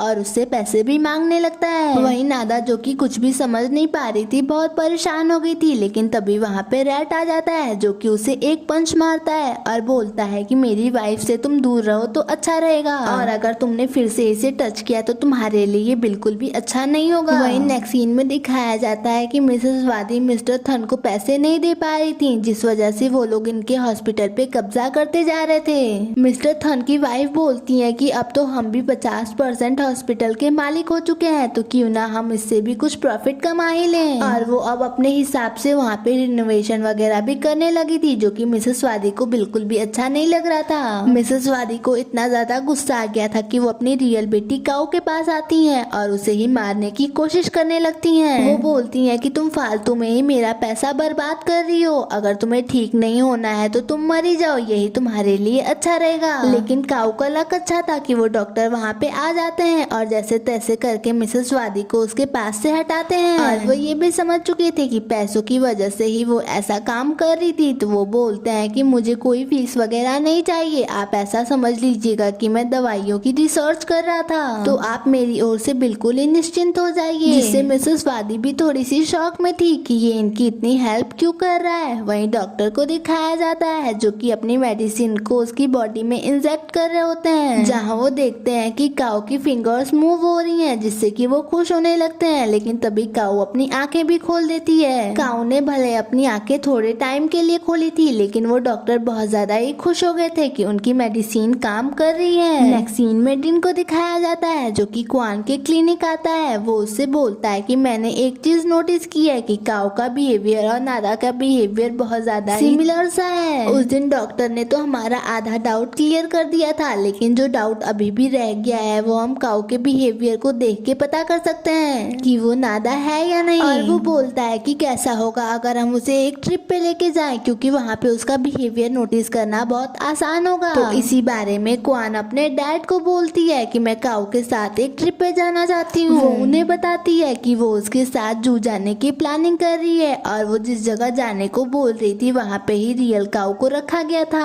और वो अपने डैड से भी पूछती है कि क्या आप हमारे साथ वहाँ पे चलोगे, लेकिन वो मना कर देते हैं और बोलते हैं कि मैं तुम लोगों के बीच वहाँ पे जाके क्या करूँगा। लेकिन मिसेस वादी को जब इस बारे में पता चलता है तो उन्हें बहुत टेंशन होने लगती है। उन्हें डर सताने लगता है कि कहीं वो लोग रियल काऊ को वहाँ पे देख ना लें। बट डॉक्टर गोसन उन्हें काम डाउन करवा देते हैं। वहीं उन लोगों को दिखाया जाता है जो कि उस प्लेस पे आ चुके थे। क्वान डिन के साथ आई थी और नादा और रैट एक साथ आए थे। रैट उससे पूछता है कि ये लड़का यहाँ पे क्या कर रहा है, तो वो बोलता है कि इसकी कार खराब हो गई थी, मैंने जब देखा तो मैं इसे यहाँ पे ड्रॉप करने के लिए आ गया, लेकिन अब मैं सोचता हूँ कि मैं भी थोड़ा एंजॉय कर ही लूँ। लेकिन रैट नादा को लेके अब कुछ ज्यादा ही पोजेसिव हो चुका था। उसे अब ये भी पता चल चुका था कि नादा की रियल आइडेंटिटी क्या है और डिन उसके बारे में कैसा फील करता है, जिस वजह से वो जेलस फील कर रहा होता है और नादा को वहाँ से लेके चला जाता है। नादा जब जिराफ को कुछ खिला रही होती है तो वो वही सॉन्ग सिंग करने लगती है जो कि वो पहले गाया करती थी, जिससे कि डिन शॉक हो जाता है और उसके पास आता है और बोलता है कि तुम नादा हो ना, और उसे बार बार नादा के नाम से बुलाने लगता है और कहता है कि याद करो तुम नादा हो ना। लेकिन रैट उसे दूर ढकेल देता है और बोलता है कि ये नादा नहीं है बल्कि मेरी पियोन्सी काऊ है, जिसपे कि डिन बोलता है कि अगर ऐसा है तो वो इसी अंदाज में कैसे गाना गा सकती है जैसे कि नादा गाया करती थी, जिसपे कि नादा बोलती है जिसे मिसेस वादी और डॉक्टर गोसंग ने मिलके काऊ की जगह पे रिप्लेस कर दिया था। वो कहती है कि पता नहीं कैसे बट अचानक से मेरे मुंह से ये गाना निकलने लगा, जिसपे कि डिन बोलता है वो गाना तुम्हारे मुंह से इसलिए निकलने लगा क्योंकि तुम नादा हो। और वो इसी बात पे लेके दोनों ही लड़ने लगते हैं क्योंकि रैट नहीं चाहता था कि डिन कोई भी रिलेशन नादा से रखे, जिसपे कि नादा जैसे तैसे करके उन दोनों को रोकती है और वो रैट की ही साइड लेती है। वो डिन से बोलती है कि प्लीज तुम इसे हर्ट मत करो, जिससे कि डिन भी शॉक हो जाता है क्योंकि वो नादा से लव करता था और नादा कैसे उसके सामने किसी और की साइड ले सकती थी। और जब ये कंफर्म हो ही चुका था कि ये नादा है तो उसकी ये बात उसे और भी ज्यादा हर्ट कर रही थी। नेक्स्ट सीन में उन्हें एक शॉप पे दिखाया जाता है जहाँ पे नादा और रैट थे। तभी वहाँ पे वो डॉक्टर भी आ जाते हैं जो कि जब नादा को देखते हैं तो उसे काऊ समझ लेते हैं और एकदम से परेशान हो जाते हैं और एकदम से शॉक हो जाते हैं। वो बोलते हैं कि काऊ तुम यहाँ पे क्या कर रही हो, तुम तो अभी बेड पे बेहाल सी लेटी हुई थी, तुम अचानक से इतनी ज्यादा फिट कैसे हो गई, जिसपे कि रैट उसके सामने आते हुए बोलता है कि ये मेरी गर्लफ्रेंड है और उसे वहाँ से लेके जाने लगता है। रैट उसके लिए कुछ ज्यादा ही पॉजिटिव हो चुका था, लेकिन बाद में वो उस डॉक्टर से बोलता है कि आप जानते हो ना कि काऊ कहाँ पे है, आप प्लीज मुझे बता दो। लेकिन वो डॉक्टर तो खुद ही हैरान परेशान था, वो चुपचाप से वहाँ से निकल लेता है क्योंकि नादा को देख के उसका दिमाग पहले से ही खराब हो चुका था।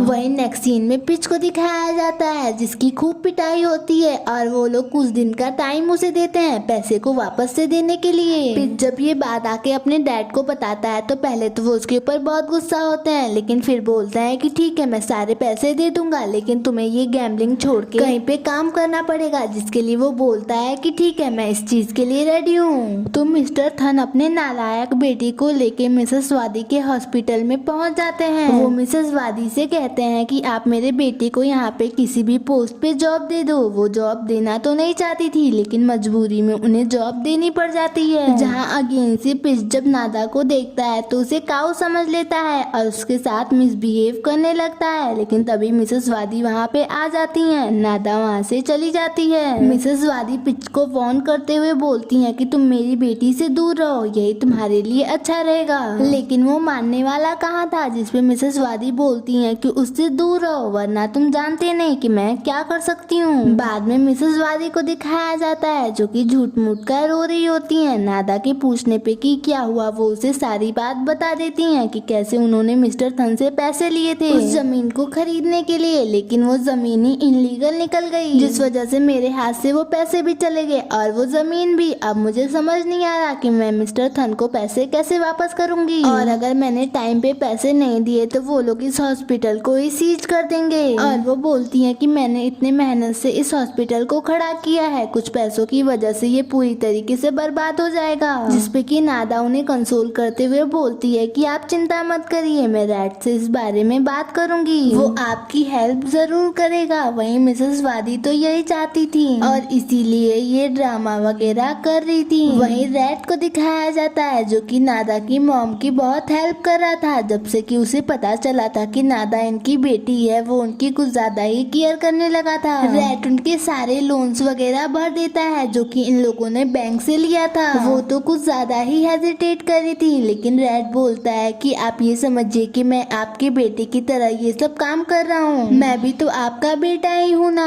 और मैं आपको बता दूं कि आप नादा के बारे में ज्यादा टेंशन मत लीजिएगा, मुझे यकीन है कि वो जल्दी ही वापस आ जाएगी। वहीं बाद में नादा को दिखाया जाता है जो कि रैट से सारी प्रॉब्लम्स को बताती है और कहती है कि हम शादी कर लेते हैं, जिससे कि दहेज के पैसे मॉम को मिल जाएंगे और उनकी सारी प्रॉब्लम्स ठीक हो जाएंगी। जिसपे रैट बोलता है कि ठीक है, मैं तुमसे लव करता हूँ तो आज नहीं तो कल हमें शादी तो करनी ही है, और तुम इन सब चीजों की चिंता मत करो, मैं शादी के बाद सब कुछ देख लूंगा।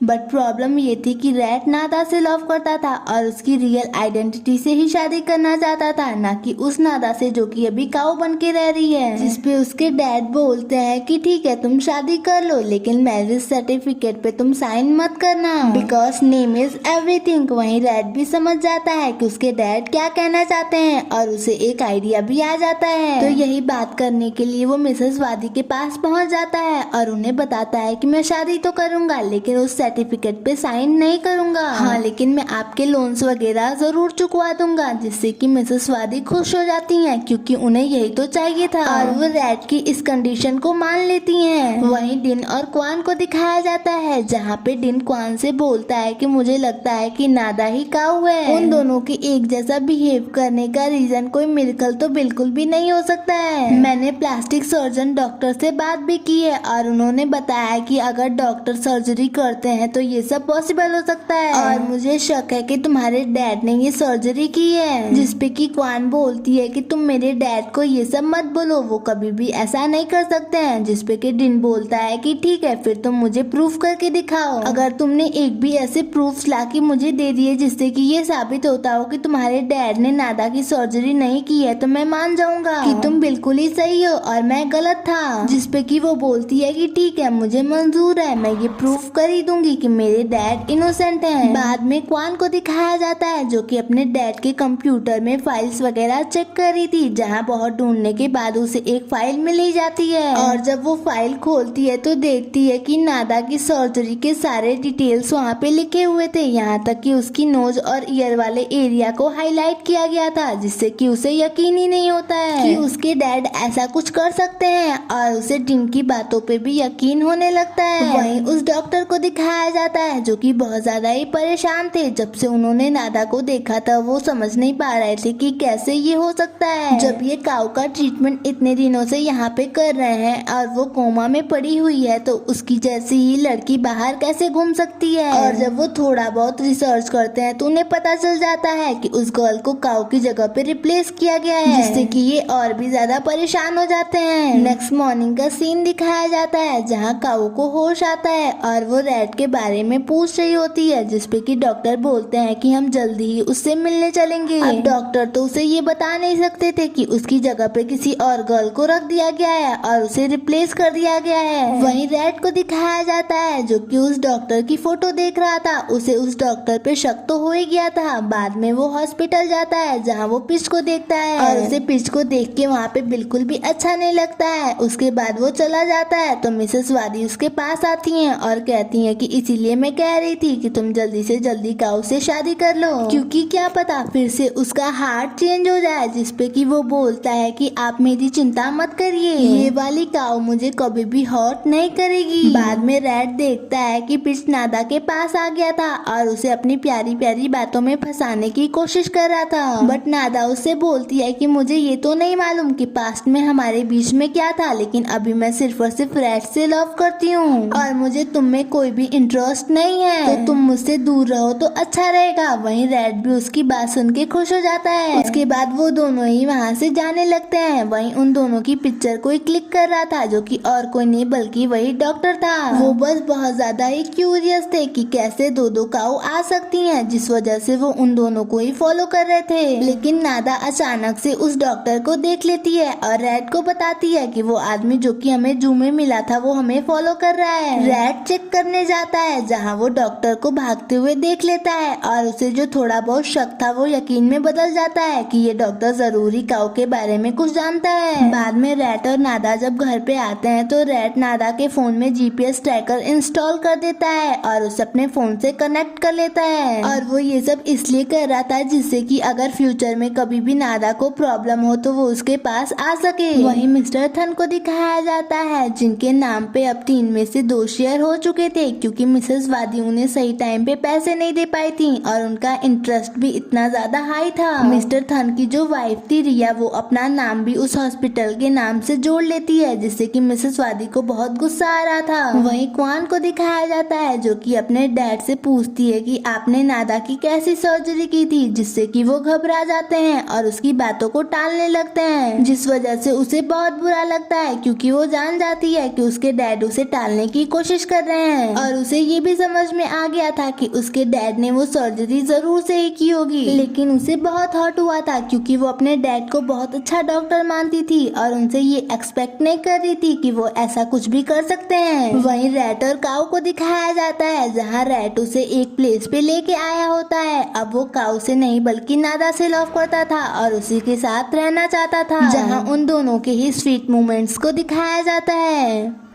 वहीं मिसेस वादी फिर से काऊ को मारने की कोशिश करती हैं, लेकिन उन्हें ये बात नहीं मालूम थी कि काऊ अब ठीक हो रही है और वो उससे बोलती हैं कि तुम्हें बहुत दर्द हो रहा होगा ना, मैं तुम्हें मार के तुम्हारे सारे दर्द को खत्म कर देती हूँ। वहीं काऊ होश में थी और उनकी सारी बातें सुन रही थी, यहाँ तक कि मिसेस वादी उस डॉक्टर को पैसे ले जाके दे देती हैं और कहती हैं कि आपको काऊ की ट्रीटमेंट करने की कोई जरूरत नहीं है, आपने हमारी हेल्प की इसके लिए थैंक यू सो मच। इतना तो ये डॉक्टर भी समझ चुका था कि मिसेस वादी कुछ ना कुछ गलत तो करने ही वाली हैं। वहीं रैट को दिखाया जाता है जो कि उस डॉक्टर को फॉलो करते हुए वहां तक पहुंच गया था, जहां वो देखता है कि वो किसी का ट्रीटमेंट कर रहे होते हैं और थोड़े टाइम बाद ही उसे पता चल जाता है कि ये और कोई नहीं बल्कि काऊ है। रैट तो उसे इस कंडीशन में देख के शॉक की हो गया था। उसके बाद वो अपने डैड को कॉल करता है और सारी बात उनको बताता है, तो वो लोग पुलिस की हेल्प लेने का डिसाइड करते हैं। पुलिस वहाँ पे आ जाती है और उन लोगों से कहती है कि हमें आपके घर में सर्च करना है क्योंकि हमें किसी ने बताया है कि आपके घर में आपने किसी को छुपा के रखा हुआ है। मिसेस वादी और डॉक्टर गोसंग भी वहाँ पे आ गए थे, जहाँ वो पूछते हैं कि यहाँ पे क्या हो रहा है, तो रेड बोलता है कि मुझे न्यूज मिली थी कि काऊ यहाँ पे है, पर पूरा घर ढूंढने के बावजूद भी उन्हें काऊ नहीं मिलती है। वहीं मिसेस वादी भी शौक थी कि काऊ गई तो गई कहाँ। वहीं डॉक्टर को दिखाया जाता है जो कि काऊ को अपने साथ दूसरी प्लेस पे ले जा रहे होते हैं। वहीं मिसेस वादी तो बहुत परेशान हो गई थी। बाद में थोड़े टाइम का सीन दिखाया जाता है जहाँ पे काऊ अब रिकवर कर रही होती है, तो वो डॉक्टर उसे नादा और रैट की फोटो दिखाते हैं और जब वो फोटो देखती है तो उसे बहुत गुस्सा आता है। वो बोलती है कि ये गर्ल मुझे रिप्लेस करके रैट के साथ रह रही है। वहीं रैट को दिखाया जाता है जिसे अब बहुत चिंता सताने लगी थी कि कहीं ऐसा ना हो कि नादा उससे दूर हो जाए, जिस वजह से वो हमेशा ही उसके साथ रहता था। रैट उसके साथ फोटो भी क्लिक करता है और कहता है कि अगर तुम मुझे भूल गई तो मैं ये फोटो दिखा के तुम्हें याद दिला सकूंगा, जिसपे कि नादा बोलती है कि मैं तुमसे इतना लव करती हूँ, मैं तुम्हें कैसे भूल सकती हूँ। नेक्स्ट सीन में दिखाया जाता है कि रैट उसे फिर से उसकी मॉम के रेस्टोरेंट पे ले गया था, जहाँ नादा अपनी मॉम से मिलके बहुत खुश थी। उसके बाद थोड़ी बहुत बात वगैरह वो लोग करते हैं। जब नादा की मॉम को मेडिसिन खाने का टाइम होता है तो नादा बोलती है कि आप रुकिए, मैं दवाई लेके आती हूँ। इतना बोल के वो घर के अंदर चली जाती है और उनके बिना बताए ही वो सारी दवाइयाँ लेके आ जाती है, जैसे कि उसे पहले से ही पता हो, जिससे कि उसकी मॉम भी शॉक हो गई थी और बहुत ज्यादा इमोशनल भी। वो साइड में आके रोने लगती हैं। रैट भी उनके पीछे पीछे वहाँ पे आ जाता है। वो बोलती हैं कि जितना मैं काऊ से मिलती हूँ मुझे नादा की याद आने लगती है, मुझे ऐसा लगता है जैसे कि वो मेरी बेटी ही हो। तो रैट डिसाइड करता है कि वो उन्हें सच बता देगा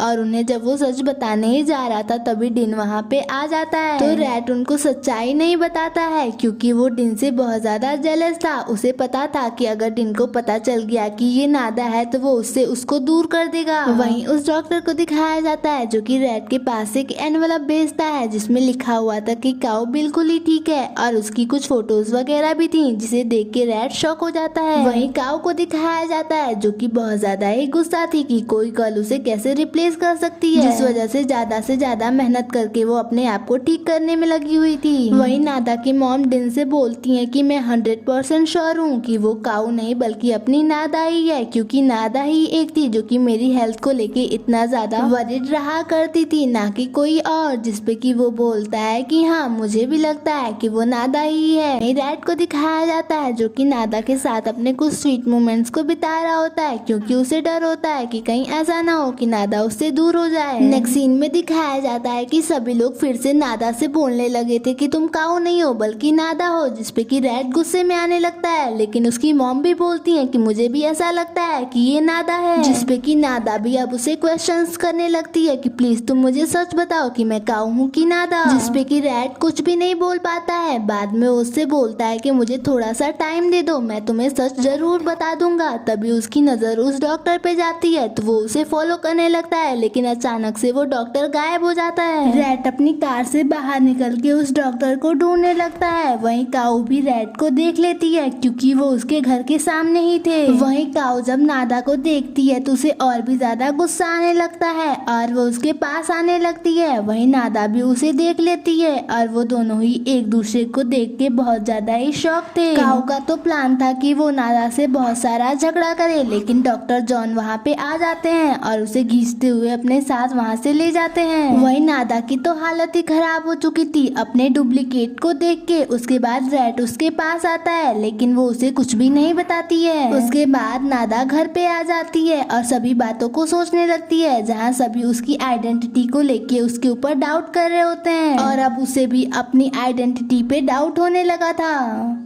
वहीं उस डॉक्टर को दिखाया जाता है जो कि काऊ का इलाज कर रहा था। वो एक वीडियो बनाता है जिसमें कि वो बताता है कि मिसेस वादी जैसी दिखती हैं वैसी बिल्कुल भी नहीं है और उनके बारे में बहुत सी बातें बताता है। वहीं क्वान और डिन को दिखाया जाता है जहां डिन उसे नादा के बारे में पूछ रहा होता है, लेकिन क्वान उसे कुछ भी नहीं बताती है क्योंकि क्वान जानती थी कि इन सब में उसके डैड भी मिले हुए हैं और वो अपने डैड को हर्ट नहीं करना चाहती थी। नेक्स्ट सीन में जब रैट ऑफिस जा रहा होता है तो नादा उसे बहुत टाइटली हग करती है, जैसे कि वो नहीं चाहती हो कि वो उससे दूर जाए। रैट को भी कुछ अजीब सा महसूस होने लगता है। जाते समय वो बोलता है कि वो तुम ही हो जिससे कि मैं लव करता हूँ और कोई भी नहीं। इतना बोल के वो वहाँ से चला जाता है। उसके जाने के बाद ही नादा रोने लगती है। उसके बाद से नादा को उसी प्लेस पे दिखाया जाता है जहाँ उसने क्वान को देखा था। जब रियल काऊ उसे देखती है तो उसे घूरने लगती है। उसके बाद वो उससे पूछती है कि तुम कौन कौन हो और तुमने मेरी आइडेंटिटी क्यों ली हुई है, तुम मेरी जगह काऊ बन के क्यों रह रही हो। जिसपे कि नादा बोलती है कि तुम्हारी कार से मेरा एक्सीडेंट हो गया था, उसके बाद जब मुझे होश आया तो मेरी मेमोरी जा चुकी थी और सभी लोगों ने बताया कि मैं काऊ हूँ। जिसपे कि वो बोलती है कि तुम झूठ बोल रही हो और मुझे तो ये समझ नहीं आ रहा कि रेड को क्या तुम्हारे ऊपर डाउट नहीं हुआ। और वो जब उसके हाथ में रिंग देखती है तो उसके ऊपर और भी ज्यादा गुस्सा होने लगती है। उसके बाद से तो काऊ पागल ही हो चुकी थी, वो नादा को बहुत बुरी तरीके से मार रही थी। वो बड़ी मुश्किल से बाहर आती है लेकिन वो उसके पीछे पीछे वहाँ पे भी आ जाती है और उसे मारने लगती है। वो उससे बोलती है कि रेड सिर्फ और सिर्फ मेरा है, उसे मुझसे कोई भी दूर नहीं कर सकता है। लेकिन उसे ये सब तो उसे चीट करने से पहले सोचना चाहिए था। और काऊ को रेड को लव करने का सबसे बड़ा रीजन ये था कि वो बहुत ज्यादा पैसे वाला था। वो किसी पैसे वाले पर्सन को ऐसे कैसे जाने दे सकती थी, इसी वजह से वो नादा को बहुत मार रही होती है। जिसपे नादा बोलती है कि मुझे उसके पैसों का कोई भी लालच नहीं है, मेरी मेमोरी चली गई थी जिस वजह से मैं काऊ बन के उसके साथ रह रही थी। लेकिन जब अब मुझे पता चल चुका है कि मैं नादा हूँ ना कि काऊ, तो मैं जो तुम्हारा है तुम्हें रिटर्न कर देती हूँ। लेकिन बाद में काऊ उससे बोलती है कि मुझे ये समझ में नहीं आया कि रेड मेरे में और तुम्हारे में अंतर कैसे नहीं समझ पाया। और वो फिर से पागल हो जाती है और उसे मारने लगती है। वहीं रेड को दिखाया जाता है जो कि नादा को कॉल कर रहा होता है लेकिन वो उसकी कॉल को रिसीव नहीं करती है। तो वो उसकी लोकेशन देखते हुए वहाँ पे पहुँच जाता है और जब वहाँ पे उसका फोन गिरा हुआ देखता है तो और भी ज्यादा परेशान हो जाता है कि नादा का फोन यहाँ पे कैसे आ सकता है। वहीं मिसेस स्वाति को दिखाया जाता है जो कि डॉक्टर गोसंग को थैंक्स बोल रही थी उनकी इतनी सारी हेल्प करने के लिए। तभी उन्हें रेड की कॉल आती है जो कि इनसे पूछने लगता है कि क्या आप जानती हैं कि काऊ कहाँ पे है। लेकिन वो तो नहीं जानती थी जिस वजह से वो मना कर देती हैं। कॉल कट होने के बाद वो खुद भी काऊ को ढूंढने के लिए निकल जाती हैं जहाँ उन्हें काऊ तो नहीं मिलती लेकिन वो डॉक्टर जरूर मिल जाता है। और जब वो उसे घर से बाहर जाते हुए देखती हैं तो उसके घर में घुस जाती हैं जहाँ उन्हें काऊ मिल जाती है। वहीं नादा भी घर वापस आ गई थी जहाँ रेड उससे बार बार पूछ रहा था कि क्या तुम ठीक हो, लेकिन वो तो कुछ भी बोल नहीं रही थी और उसे ही देखे जा रही थी। वहीं काऊ और मिसेस स्वाति को दिखाया जाता है जहाँ वो उसकी झूठी केयर करने का शो कर रही होती हैं और वो उन्हें घूरे जा रही होती है। मिसेस स्वाति काऊ को बताती है कि कैसे वो इतने सारे लोन्स में फंसी हुई थी और उन्हें कोई भी रास्ता नहीं समझ में आ रहा था। उन्होंने सोचा कि जो तुम्हारी शादी और रेड की शादी से दहेज मिलने वाला था उसी से वो लोन पे कर देंगी, लेकिन तुम्हारा एक्सीडेंट हो गया। उसके बाद उनके पास कोई भी ऑप्शन नहीं रह गया था और मिस्टर थरुण ने बहुत ज्यादा ही परेशान कर रहे थे जिस वजह से उन्होंने ऐसा किया। उसके बाद वो गर्ल जिसका एक्सीडेंट तुम्हारी कार से हो गया था उसे सर्जरी करवा के तुम्हारा लुक देना पड़ गया क्योंकि वो अपनी सारी की सारी मेमोरी भूल चुकी थी और तुम कोमा में थी। इस वजह से मेरे पास कोई भी ऑप्शन नहीं था, लेकिन अब तुम ठीक हो चुकी हो तो सब कुछ पहले जैसा ही हो जाएगा। तुम रेड के पास वापस चली जाना और मैं उस गर्ल की सर्जरी करके फिर से उसे उसका लुक वापस कर दूंगी। जिससे कि वो बहुत ज्यादा ही शॉक लग रही थी। तभी उन्हें रेड की कॉल आती है जो कि बताते हैं कि काऊ वापस आ चुकी है। वो वीडियो कॉल पे उससे बात भी करती है जहाँ वो बोलती है कि यस मॉम, काऊ वापस आ चुकी है।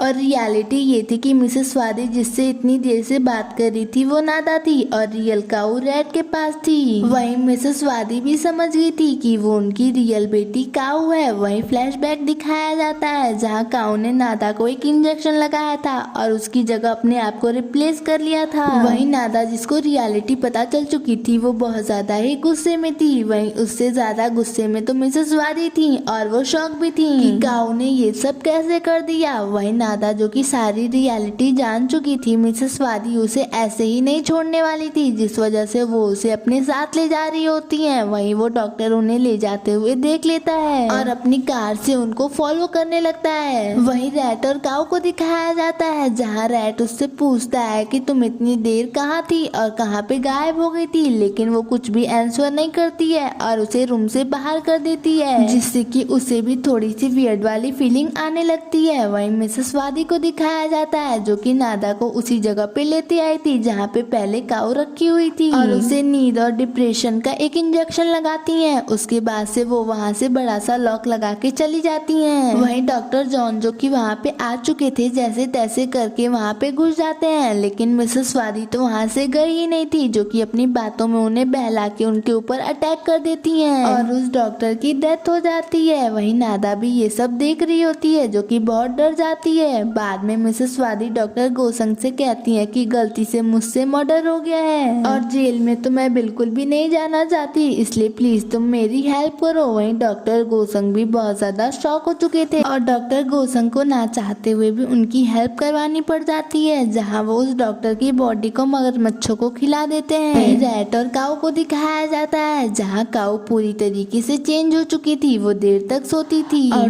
जो नादा की फेवरेट डिशेस थी, जिसे नादा बहुत चाव से खाया करती थी, उसे भी नहीं खाती है। यहाँ तक कि रैट उससे बोलता भी है कि तुम खा लो, लेकिन वो मना कर देती है और वो भी समझ जाता है कि जो उसके साथ रह रही है वो नादा नहीं है बल्कि काऊ है। वो ये बात आके अपने डैड को भी बताता है, जिसपे वो बोलते हैं कि ये हो सकता है कि काऊ ठीक हो गई हो तो उन्होंने नादा के साथ उसे फिर से बदल दिया हो, लेकिन अब क्वेश्चन ये था कि नादा है तो है कहाँ पे। वहीं रैट उनसे ये भी बोलता है कि मुझे ये समझ में नहीं आ रहा कि नादा मुझसे कांटेक्ट करने का ट्राई क्यों नहीं कर रही है। वहीं नादा तो लॉक थी। वहीं डॉक्टर गोसंग भी वहीं पे थे, जो कि उस डॉक्टर की एक पेन ड्राइव को उठा लेते हैं और जब उसे लगा के देखते हैं तो उस डॉक्टर ने मिसेस वादी के बारे में सब कुछ बताया था, जो देख के वो भी शॉक हो जाते हैं। वो उस पेन ड्राइव को संभाल के रख देते हैं, लेकिन वो बहुत ज्यादा ही परेशान लग रहे थे। वहीं रैट को दिखाया जाता है, जिसे एक पिक्चर मिली थी। वो एक लेडी के बारे में पूछने के लिए अपने डैड के पास आता है और पूछता है कि ये कौन है। तो वो बोलते हैं कि ये तो बहुत पुरानी पिक्चर है, ये लेडी मिसेस वादी की असिस्टेंट थी, लेकिन अचानक से ही ये पता नहीं कहाँ पे चली गई। जिसपे कि रैट बोलता है कि इसे शायद ऐसा कुछ पता चल गया हो जो कि पता नहीं चलना चाहिए था। रैट उसी वुमेन के बारे में कुछ पता लगाने की कोशिश कर रहा होता है, तभी वहाँ पे काऊ आ जाती है। तो वो अपना लैपटॉप बंद कर देता है, लेकिन उसके जाने के बाद वो सारी चीजें देखने लगती है। नेक्स्ट मॉर्निंग काऊ अपनी मॉम के पास जाती है, उनके ऊपर बहुत ज्यादा ही गुस्सा करती है, लेकिन मिसेस वादी उसे अपनी बातों में बहला ही लेती है कि मैं तुम्हारी मॉम हूँ, मैं तुम्हारे बारे में बुरा कैसे सोच सकती हूँ। उसके बाद से वो उनसे पूछती है कि ये नाउनसिफ कौन है, जिसका नाम सुन के तो वो भी शॉक हो गई थी, लेकिन वो उससे पूछती है कि तुम्हें ये नाम कैसे पता चला और तुम इसके बारे में क्यों पूछ रही हो। जिसपे कि वो बोलती है कि मैं इसीलिए आपसे पूछ रही हूँ क्योंकि रैट उसके बारे में पता कर रहा है। तो वो बोलती है कि वो वही लेडी है जिसने सबकी लाइफ चेंज करके रख दी। वो मेरी सेक्रेटरी थी जिसका अफेयर तुम्हारे डैड के साथ चल रहा था। जब मुझे इस बारे में पता चला तो मैंने उसे जॉब से निकाल दिया। वहीं डॉक्टर गोसंग को दिखाया जाता है, जिनसे नादा रिक्वेस्ट करती है कि प्लीज आप मुझे जाने दीजिए। अगर आपकी भी बेटी होगी और ऐसे गायब हो जाएगी तो आपको कैसा लगेगा। मैं प्रॉमिस करती हूँ कि मैं किसी को कुछ भी नहीं बताऊंगी। लेकिन डॉक्टर गोसंग उसे जाने नहीं देते हैं और वहाँ से चले जाते हैं। तो नादा रोती रहती है और रैट को याद करती रहती है। वहीं क्वान देखती है कि उसके डैड के जूतों में ब्लड लगा हुआ है, जिससे कि वो परेशान हो जाती है। वहीं रैट और उसके डैड को दिखाया जाता है, जो कि उस लेडी को ढूंढते हुए उसके घर पे आ गए थे। जहाँ वो जब उस लेडी के बारे में पूछते हैं तो उसकी स्टेप मॉम बताती है कि उसकी तो 10 साल पहले ही डेथ हो चुकी है। उनके पूछने पे वो बताती है कि जिसके लिए वो काम करती थी उन्होंने ही उसकी एशेस लाके हमें दी थी। उन्होंने बताया कि उसे कोई बीमारी हो गई थी जिस वजह से उसकी डेथ हो गई और उन्होंने हमें 5 लाख रुपए भी दिए हर जाने के तौर पे। उसके बाद वो पूछते हैं कि उस लेडी का नाम क्या था। तो वो बताती है कि उनका नाम मिसेस वादी था, जिससे कि वो लोग भी शॉक हो जाते हैं। वहीं बाद में उन लोगों को दिखाया जाता है, जहाँ पे वो समझ नहीं पा रहे होते हैं कि मिसेस वादी ने उसकी फैमिली को उसकी बॉडी ना देके उसकी एशेस क्यों दी। उसके बाद वो लोग पुलिस के पास जाते हैं और कहते हैं कि आप प्लीज नादा को ढूंढ दीजिए। तो वो उन्हें बोलते हैं कि आप चिंता मत करिए, मैं जल्दी से जल्दी उसे ढूंढने की ट्राई करूंगा, मैं अपनी पूरी एफर्ट को लगा दूंगा। वहीं पिच को दिखाया जाता है, जो कि मिसेस वादी के हॉस्पिटल में होता है, लेकिन वहाँ पे भी वो गुंडे आ जाते हैं। लेकिन तभी मिसेस वादी भी वहाँ पे आ जाती हैं और वो सारे पैसे दे देती हैं, जिससे कि पिच भी शॉक था। और बाद में पिच उनसे पूछता भी है कि आपने मेरी हेल्प क्यों की, लेकिन वो उसे कुछ भी क्लियर आंसर नहीं करती हैं। वहीं काऊ क्वान की क्लिनिक आई हुई थी, तभी वहाँ पे डिन भी आ जाता है, जिसे कि वो देखने लगती है और उसके साथ फ्लर्ट करने लगती है। वो उससे पूछती है कि क्या ये तुम्हारा बॉयफ्रेंड है, जिसपे कि वो बोलती है कि नहीं, हम सिर्फ दोस्त हैं। तो वो बोलती है कि क्या मैं इसे रख लूं। वहीं डिन उसकी फ्लर्टिंग बातें सुन के समझ जाता है कि ये नादा तो बिल्कुल भी नहीं है। उसके बाद डिन रैट के पास आता है और उसे क्वेश्चंस करने लगता है। तो वो भी इस बार उसे सच बता देता है कि जो पहले गर्ल हम लोगों के साथ रह रही थी वो नादा थी, लेकिन अभी जो है वो रियल काऊ है, जिसपे कि डिन को बहुत गुस्सा आता है। वो बोलता है कि जिससे मैं अभी मिलके आ रहा हूँ वो नादा तो बिल्कुल भी नहीं है, तो अब तुम बताओ कि नादा कहाँ पे है। तो वो बोलता है कि नादा गायब हो चुकी है, वो कई दिनों से ही गायब है, जिसपे कि वो उसके ऊपर और भी ज्यादा गुस्सा होने लगता है और वो उससे बहुत से क्वेश्चन भी पूछने लगता है कि नादा कैसे गायब हो गई और वो कब गायब हुई है। जिसपे कि रेड बोलता है कि अचानक से नादा गायब हो गई और काऊ वापस आ गई, मुझे खुद ही समझ में नहीं आ रहा है कि नादा अचानक से कहाँ चली गई। यहाँ तक कि उसने मुझसे कांटेक्ट करने की कोशिश भी नहीं की। वो दोनों ही परेशान थे और उन दोनों का ही शक डॉक्टर गोसंग और मिसेस वादी पे जाता है। उसके बाद रेड उससे बोलता है कि तुम नादा की मॉम को इन सब बारे में मत बताना, उन्हें फालतू में ही टेंशन हो जाएगा। तो वो बोलता है कि क्या तुम मुझे पागल समझते हो कि मैं उन्हें ये सब बताऊंगा। उसके बाद से डिन क्वान के पास जाता है और बोलता है कि तुम्हें बहुत पहले ही पता चल गया था ना कि काऊ ही नादा है। जिसपे कि वो बोलती है कि अगर तुम मुझसे प्रॉमिस करो कि तुम मेरे डैड को हार्म नहीं करोगे तो मैं तुम्हें सब कुछ बता दूंगी। जिसपे कि वो बोलता है कि ठीक है, लेकिन तुम भी अपने डैड से इस बारे में कोई भी डिस्कशन नहीं करोगी, जिसके लिए वो भी यस बोल देती है। उसके बाद जितने भी प्रूफ वगैरह थे वो सभी को दिखाती है, जिससे साफ पता चल रहा था कि कैसे नादा को काऊ में ट्रांसफॉर्म किया गया है। उसके बाद से ये सभी लोग डिस्कस करने लगते हैं कि कैसे नादा को मिसेस वादी से बचाया जाए। यहाँ तक कि क्वान उन लोगों को ये भी बताती है कि उसने अपने डैड के जूतों में कुछ दिन पहले ब्लड देखा था, जो सुन के ये लोग भी शॉक हो जाते हैं। वहीं मिसेस वादी और पिच को दिखाया जाता है, जहाँ मिसेस वादी उससे बोलती हैं कि जो उनकी और मिस्टर थन के बीच में लोन वाला कॉन्ट्रैक्ट हुआ था वो पेपर लाके पिच इनको दे दे। पिच तो बिल्कुल भी नहीं मान रहा था वो लोन्स के पेपर चुराने के लिए, लेकिन वो उसे पैसों का लालच देने लगती हैं और पिच को भी अब पैसों की जरूरत तो थी, जिस वजह से लालच में आके वो उनकी बात मान लेता है और वो घर आता है जहाँ पे कोई भी नहीं था और वो चुपके से वो पेपर्स चुरा के मिसेस वादी को लाके दे देता है, जिससे कि मिसेस वादी बहुत ज्यादा ही खुश हो गई थी। वो पिच को 30 लाख का चेक भी देती हैं और कहती हैं कि जो चाहो इससे वो करो। इन लोगों को दिखाया जाता है जो कि डॉक्टर गोसंग के जूतों में खून लगा हुआ था, ये लोग मैच करके देखते हैं और वो जॉन डॉक्टर के खून से मैच हो जाता है, जिसपे कि रेड बोलता है कि वो कई दिनों से ही गायब हैं और उनका ब्लड भी अब मैच हो चुका है। जिसपे कि क्वान बोलती है कि क्या मेरे डैड ने उन्हें मारा है, लेकिन इस बात का आंसर तो किसी के पास भी नहीं था। उसके बाद वो साइड पे आ जाती है और रोने लगती है क्योंकि वो अपने डैड से बहुत ज्यादा ही लव करती थी और उनसे ये सब एक्सपेक्ट नहीं कर रही थी। डिन उसे काम डाउन करने की कोशिश भी करता है। वो उससे बोलता है कि अभी ये प्रूफ नहीं हुआ है कि डॉक्टर जॉन मर चुके हैं, क्या पता वो जिंदा ही हो, इसलिए तुम इतना ज्यादा स्ट्रेस मत लो। जिसकी बात सुन के काऊ भी थोड़ा काम डाउन हो जाती है। नेक्स्ट सीन में रेड और काऊ को दिखाया जाता है, जहाँ काऊ उसके क्लोज आने की कोशिश कर रही थी, लेकिन वो उससे दूर हो जाता है और कहता है कि मैं थक चुका हूँ। तो वो मिडल नाइट में ही तैयार होके वहाँ से जाने लगती है। रेड भी उसे इस बार नहीं रोकता है, वो सीधा पिच के पास आ जाती है। वहीं रेड भी इन लोगों को फॉलो कर रहा होता है, लेकिन उन दोनों को एक साथ देखने के बावजूद भी इसे कोई भी फर्क नहीं पड़ता है, क्योंकि अब ये नादा से लव करता था ना कि काऊ से। नेक्स्ट सीन में दिखाया जाता है कि क्वान अपने डैड की कार में जीपीएस ट्रैकर लगा देती है और इस बात का उन्हें पता भी नहीं चलने देती है। जहाँ रेड उन्हें फॉलो करते हुए आ रहा था, वहीं नादा को दिखाया जाता है, जहाँ उसे बहुत हैवी मेडिसिन का डोज लगाया जा रहा था, जिससे कि उसकी तबीयत बहुत ज्यादा खराब हो रही थी। वहीं डॉक्टर गोसंग को भी ये सब बिल्कुल अच्छा नहीं लग रहा था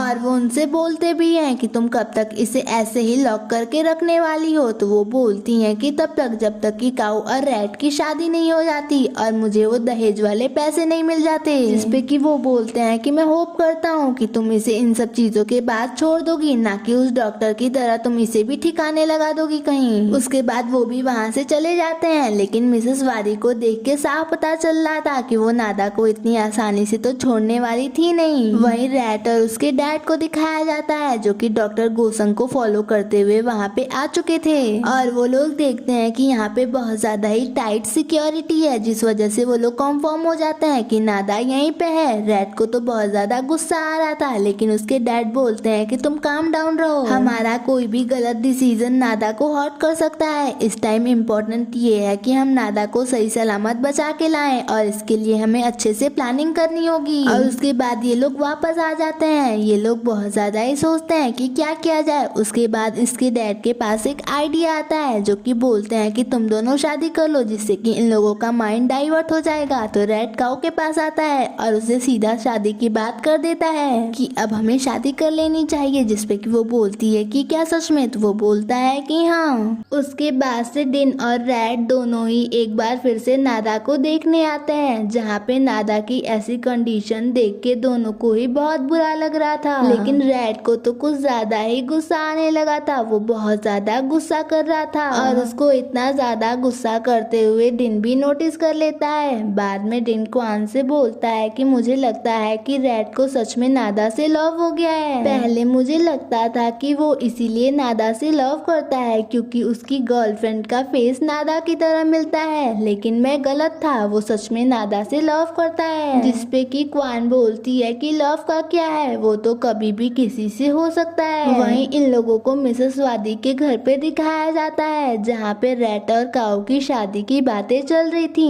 और शादी अगले ही दिन थी। वहीं मिसेस वादी तो कल की डेट सुन के और भी ज्यादा खुश हो गई थी क्योंकि जितनी जल्दी उन दोनों की शादी होगी दहेज के पैसे उतने जल्दी इनको मिलेंगे। और अब रेड और काऊ की शादी होने वाली थी तो वो सोचती हैं कि नादा को क्यों ना अब रास्ते से हटा दिया जाए, जिस वजह से वो उसके पास आती हैं और उसे पॉइजनस इंजेक्शन लगाने वाली होती हैं। लेकिन तभी वहाँ पे डॉक्टर गोसंग आ जाते हैं जो कि उन्हें ऐसा करने से रोक देते हैं। वो बोलते हैं कि हमने ऑलरेडी ही इतने सारे गलत काम किए हैं, अब कम से कम इसे तो तुम मत मारो। मिसेस वादी तो उनकी बात सुनने के लिए तैयार ही नहीं थी, लेकिन डॉक्टर गोसंग जैसे तैसे करके उन्हें समझा ही देते हैं। वहीं इन लोगों को दिखाया जाता है जहाँ पे इन लोगों की प्लानिंग ये थी कि जब ये लोग शादी में बिजी रहेंगे तो डिन पुलिस के साथ जाके नादा को बचा लाएगा और वो लोग यही प्लान एग्जीक्यूट भी करते हैं। वहीं डिन को दिखाया जाता है जो कि वहाँ पे पहुँच चुका था। वहाँ पे बहुत सारे आदमी थे तो पुलिस ऑफिसर्स उनसे फाइट करने लगते हैं और डिन भी घर के अंदर आ चुका था। वहीं रेड को दिखाया जाता है जो कि शादी तो बिल्कुल भी नहीं करना चाहता था, जिस वजह से वो लोग इधर उधर की बातें करके समय बिता रहे होते हैं। लेकिन वो शादी को ऐसे कब तक रोक सकते थे। और जब रेड उसे रिंग पहनाने ही जा रहा होता है तभी मिस्टर थन वहाँ पे आ जाते हैं और मिसेस वादी से क्वेश्चंस करने लगते हैं कि तुमने मेरे बेटे को यूज क्यों किया, तुमने उसे अपने ही घर से वो लोन वाले एग्रीमेंट्स को चुराने को कहा। और इन लोगों की आर्ग्यूमेंट स्टार्ट हो जाती है। वहीं मिस्टर थन की वजह से रेड की शादी थोड़े टाइम के लिए रुक गई थी। वहीं डिन को दिखाया जाता है जो कि नादा के पास पहुंच चुका था। वो जैसे तैसे करके नादा को ले जा रहा होता है, लेकिन तभी एक आदमी उसके ऊपर गोली चला देता है। लेकिन गोली लगने के बावजूद भी डिन नादा को बचा के लेके जा रहा होता है। वहीं वो आदमी जिसने गोली चलाई थी पुलिस ऑफिसर्स उसे मार देते हैं। नेक्स्ट रेड के घर का सीन दिखाया जाता है जहाँ पे पुलिस आ चुकी थी जो कि मिसेस वादी और डॉक्टर गोसंग को अरेस्ट करने के लिए आई थी, वो भी इस केस में कि उन लोगों ने इनलीगल सर्जरी करके किसी का फेस चेंज कर दिया है, जिससे कि ये लोग तो शॉक ही हो चुके थे। मिसेस वादी तो कुछ ज्यादा ही शॉक हो चुकी थी जो कि वहीं पे बैठ जाती हैं। डॉक्टर गोसंग उन्हें शांत कर रहे होते हैं। वहीं डिन नादा को लेके हॉस्पिटल में आ चुका था जहां उसकी कंडीशन को ज्यादा ही क्रिटिकल लग रही थी और नादा की ऐसी कंडीशन देख के डिन और रेड दोनों ही बहुत परेशान थे।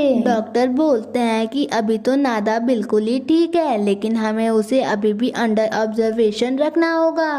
वहीं मिसेस वादी को दिखाया जाता है जो कि नादा के मॉम के पास आई हुई थी ये रिक्वेस्ट करने के लिए कि वो सर्जरी वाला जो केस था वो वापस ले लें, और वो उनसे माफी वगैरह नहीं मांगती हैं बल्कि पैसे ऑफर करने लगती हैं, जिसपे कि नादा की मॉम को गुस्सा आ जाता है और वो उन्हें एक थप्पड़ मारती हैं। वो बोलती हैं कि अगर तुमने मुझे हर्ट किया होता तो शायद से मैं तुम्हें माफ भी कर देती, लेकिन तुमने मेरी बेटी को हर्ट किया है, इसके लिए मैं कभी भी तुमको माफ नहीं करूंगी। वहीं बहुत टाइम बाद जाके नादा को होश आता है, जिससे कि रेड बहुत ज्यादा ही खुश हो गया था। वहीं नादा तो जल्दी जल्दी उसे अपनी सच्चाई बताने लगी थी, जिसपे कि वो बोलता है कि तुम मुझे कुछ भी मत बताओ, मैं सब कुछ जानता हूँ और मैं इसीलिए कहता था कि मैं तुमसे लव करता हूँ, ना कि तुम्हारे फेस से, मुझे सब कुछ बहुत पहले से ही पता था। वहीं डॉक्टर गोसंग को और क्वान को दिखाया जाता है जहाँ क्वान उनसे माफी मांगती है कि मैंने ये सब आपके अगेंस्ट प्लान किया। तो वो बोलते हैं कि तुमने कुछ भी गलत नहीं किया, जो सही था वही काम किया है तुमने।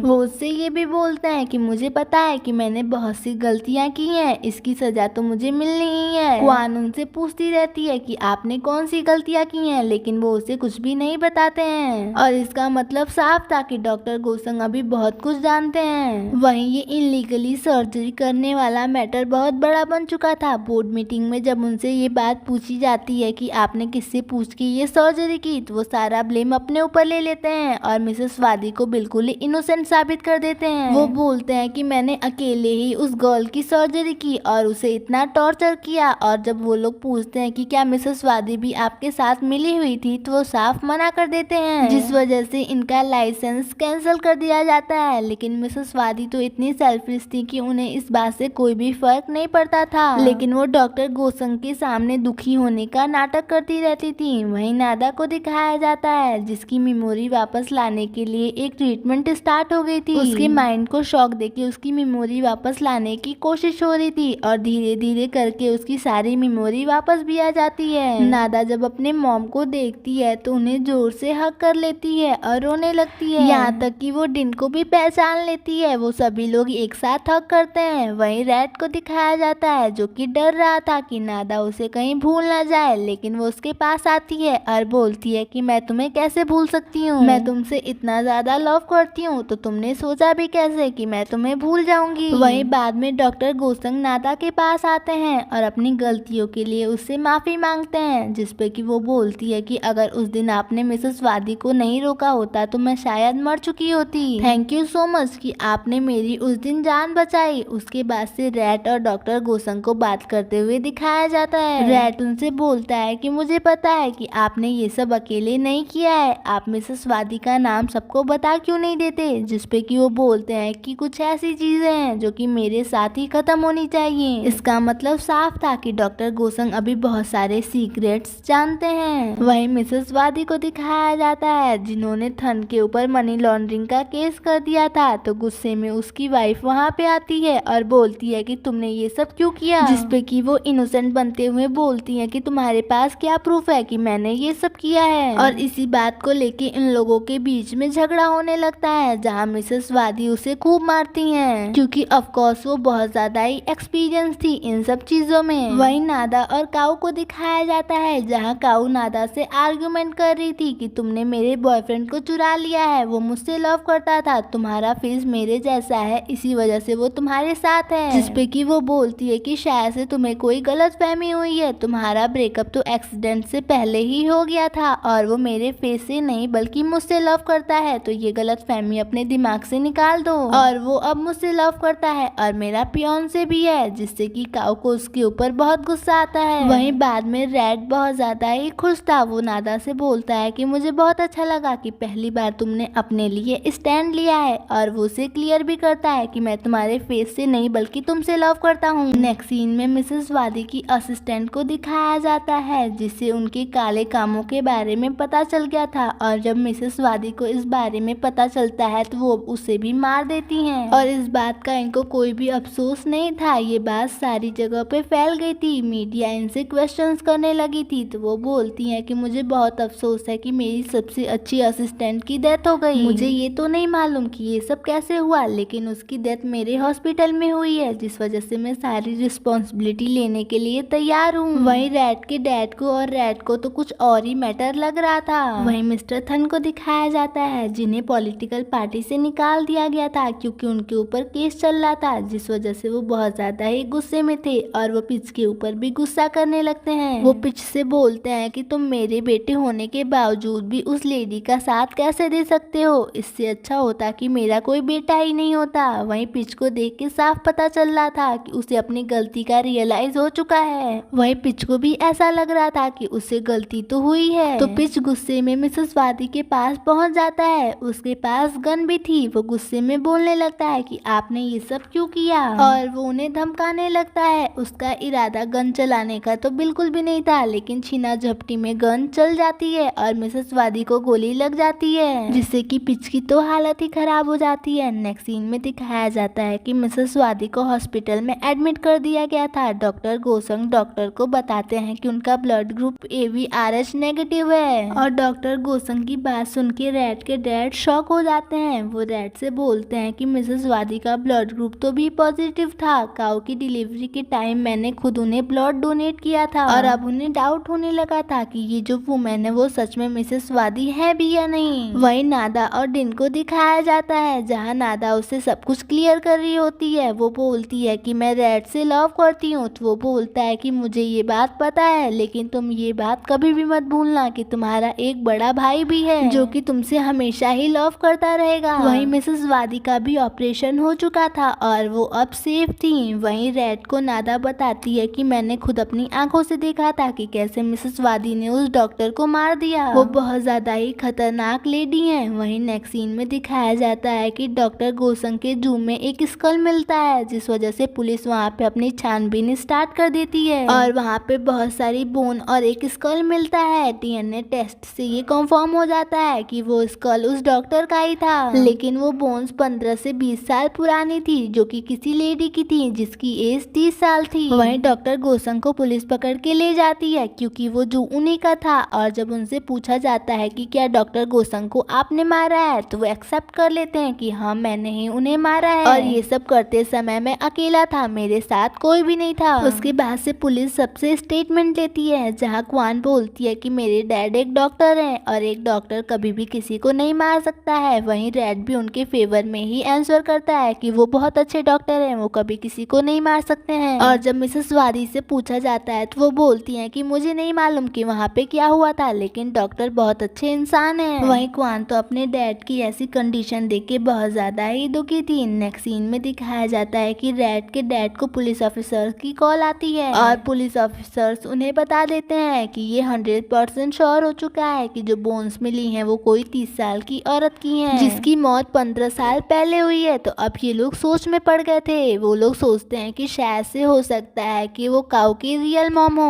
वहीं क्वान को दिखाया जाता है जो कि अपने डैड की बेल करवाने के लिए आई थी, लेकिन ये पॉसिबल नहीं था क्योंकि उन्होंने अपना सारा गुनाह खुद ही एक्सेप्ट कर लिया था। जिसपे कि क्वान बोलती है कि मेरे डैड इतने बुरे कभी भी नहीं हो सकते हैं, मुझे लगता है कि इन सब चीजों के पीछे उस मिसेस वादी का हाथ है। उसके बाद से क्वान मिसेस वादी के पास पहुंच जाती है और बोलती है कि मेरे डैड ने सारा ब्लेम अपने ऊपर ले लिया और आपको बचा लिया और आप उनकी हेल्प भी नहीं कर रही हैं, आप कितनी ज्यादा सेल्फिश हैं। लेकिन वो रूडली उससे बोलती हैं कि तुम्हें उनकी हेल्प करनी है तो करो, मुझे इन सब चीजों में मत घसीटो। क्वान गुस्से में वहाँ से चली जाती है। वहीं काऊ सोचती है कि कोई इतना सेल्फिश कैसे हो सकता है और इसी बारे में बात करने के लिए वो उनके पास पहुंच जाती है और बोलती है कि डॉक्टर गोसंग ने तो हमेशा ही आपकी हेल्प की है, तो आप ऐसे सेल्फिश कैसे हो सकती हैं। जिसपे कि मिसेस वादी उसे एक थप्पड़ मारती हैं और उससे बोलती हैं कि मुझे मजबूर मत करो तुम्हारे साथ बुरे तरीके से बिहेव करने के लिए। बाद में काऊ रेड से बोलती है कि हमेशा ही मेरे साथ ऐसे ही बिहेव करती हैं, बचपन से लेके अभी तक हमेशा ही मुझे मारती पीटती रहती हैं, मुझे तो ऐसा लगता है कि मैं इनकी बेटी ही नहीं हूँ। और वो मन में सोचता है कि तुम जो सोच रही हो वो तो बिल्कुल ही सच है। उसके बाद वो उससे बोलता है कि अगर मैं ये कहूँ कि जो तुमने कहा वो सच है तो क्या तुम मेरी बातों पे बिलीव करोगी। जिसपे कि वो बोलती है कि तुम्हारे कहने का क्या मतलब है। तो वो उसे सारी बात बताता है कि कैसे ब्लड का मिसमैच होना और स्कल वगैरह का उस पॉन्ड में मिलना। वैसे तो हम अभी कंफर्म नहीं है, लेकिन अगर तुम डीएनए टेस्ट के लिए मान जाओगी तो सारी बातें क्लियर हो जाएंगी। वहीं काऊ भी बहुत ज्यादा शॉक लग रही थी और वो डीएनए टेस्ट के लिए भी मान जाती है क्योंकि उसे भी अब सच्चाई जाननी थी।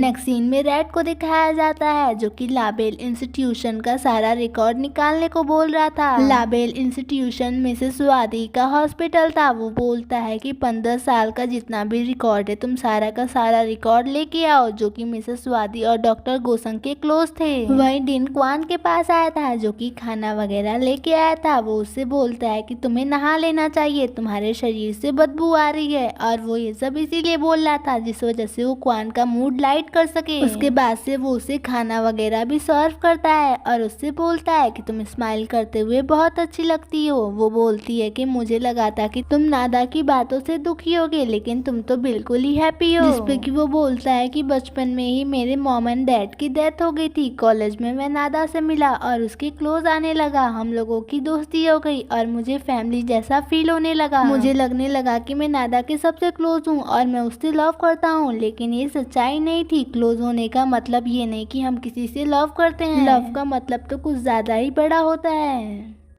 और दिन को देख के साफ पता चल रहा था कि वो क्वान से लव करने लगा है। गोसंग से पुलिस क्वेश्चंस कर रही थी कि हमें डॉक्टर जॉन की बोन्स के अलावा कुछ और बोन्स भी मिली हैं जो कि किसी 25 से 30 साल की वुमेन की है, तो क्या आप इस बारे में कुछ जानते हैं? लेकिन डॉक्टर गोसंग साफ मना कर देते हैं कि मैं इस बारे में कुछ भी नहीं जानता हूँ। लेकिन डॉक्टर गोसंग को ज्यादा ही शौक लग रहे थे। वहीं रैट को दिखाया जाता है जो कि डॉक्टर गोसंग के पास आता है और बोलता है कि मुझे पता है कि आपने उस डॉक्टर को नहीं मारा है, आप पुलिस को सब कुछ सच क्यों नहीं बता देते? कम से कम अपनी बेटी के बारे में तो सोचिए, वो आपके बिना कैसे रहेगी? लेकिन डॉक्टर गोसंग तो इतना सब सुनने के बावजूद भी कुछ भी नहीं बोलते हैं। बाद में रैट घर पे आ जाता है जहाँ पे नादा बोलती है कि मैं आई विटनेस बनने के लिए तैयार हूँ, क्योंकि डॉक्टर गोसंग ने उसकी हेल्प की थी तो वो भी अब डॉक्टर की हेल्प करना चाह रही थी। लेकिन रैट और उसके डैड दोनों ही उसे ऐसा करने से मना कर देते हैं कि अगर तुम आई विटनेस बनोगी तो ये तुम्हारी लाइफ के लिए डेंजरस रहेगा। वहीं पिच और काऊ को दिखाया जाता है जहाँ पे वो दोनों ही एक साथ होते हैं। वो दोनों वहाँ से जा ही रहे होते हैं, लेकिन तभी कोई पिच को गोली मार के चला जाता है। पिच की तो ऑन द स्पॉट डेथ हो चुकी थी, लेकिन काऊ उसे ऐसे देख के कुछ ज्यादा ही शॉक में चली गई थी। और उसके बाद से काऊ घर पे आती है जहाँ मिसेस स्वाति उसके फेस पे ब्लड देख के पूछती है कि तुम्हें ये क्या हुआ, जिसपे कि वो बताती है कि पिच को कोई शूट करके चला गया। लेकिन पिच की डेथ के न्यूज सुनने के बावजूद भी मिसेस स्वाति बहुत नॉर्मली बिहेव करती हैं, क्योंकि इन्होंने ही पिच को मरवाया था। पिच ने इनके ऊपर गोली चलवाई थी तो वो इसका बदला कैसे ना लेती। वहीं रैट और उसके डैड को दिखाया जाता है जहाँ पे वो दोनों मिसेस वादी के हॉस्पिटल का एम्प्लॉयमेंट रिकॉर्ड देख रहे होते हैं, जहाँ पे मिसेस वादी से कोई कुछ ज्यादा ही लंबा था तो कोई कुछ ज्यादा ही छोटा, कोई पतला था तो कोई मोटा। सिर्फ नाम फिनी थी जो कि मिसेस वादी से बिल्कुल ही मैच कर रही थी। उनकी हाइट से लेके वेट तक सब कुछ नामफिन से मिल रहा था। वहीं रैट को ये बात भी पता चलती है कि डॉक्टर गोसंग और नामफिन कॉलेज में एक साथ पढ़ा करते थे और एक दूसरे के कुछ ज्यादा ही क्लोज भी थे। तो अब इन लोगों को भी लगने लगा था कि क्या पता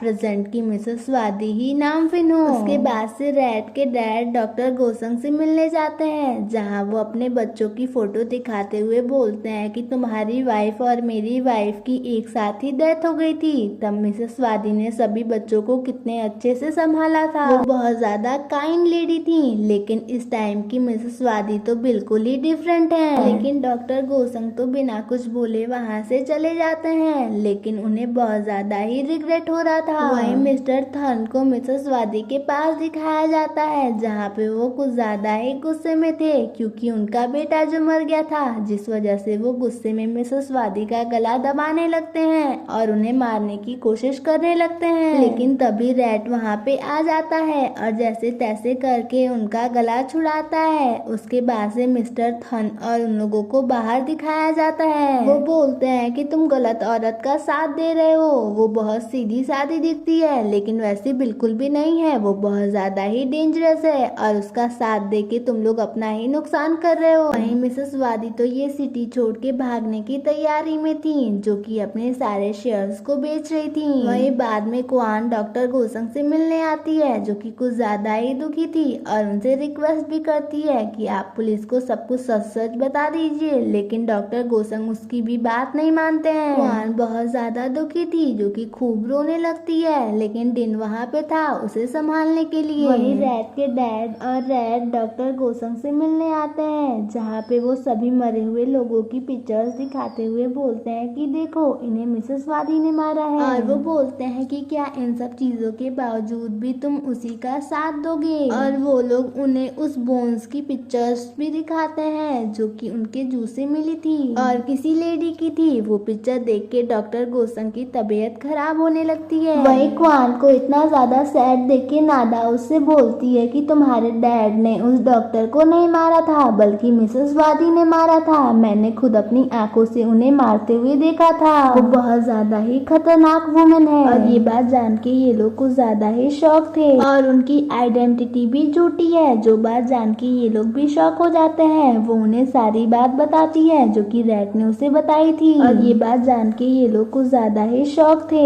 तो क्वान नादा से रिक्वेस्ट करने लग जाती है आई विटनेस बनने के लिए और उसके डैड के फेवर में गवाही देने के लिए, तो नादा भी यस बोल देती है। डिन, क्वान और नादा तीनों ही पुलिस स्टेशन के लिए निकल जाते हैं अपनी ये जो गवाही थी लिखवाने के लिए।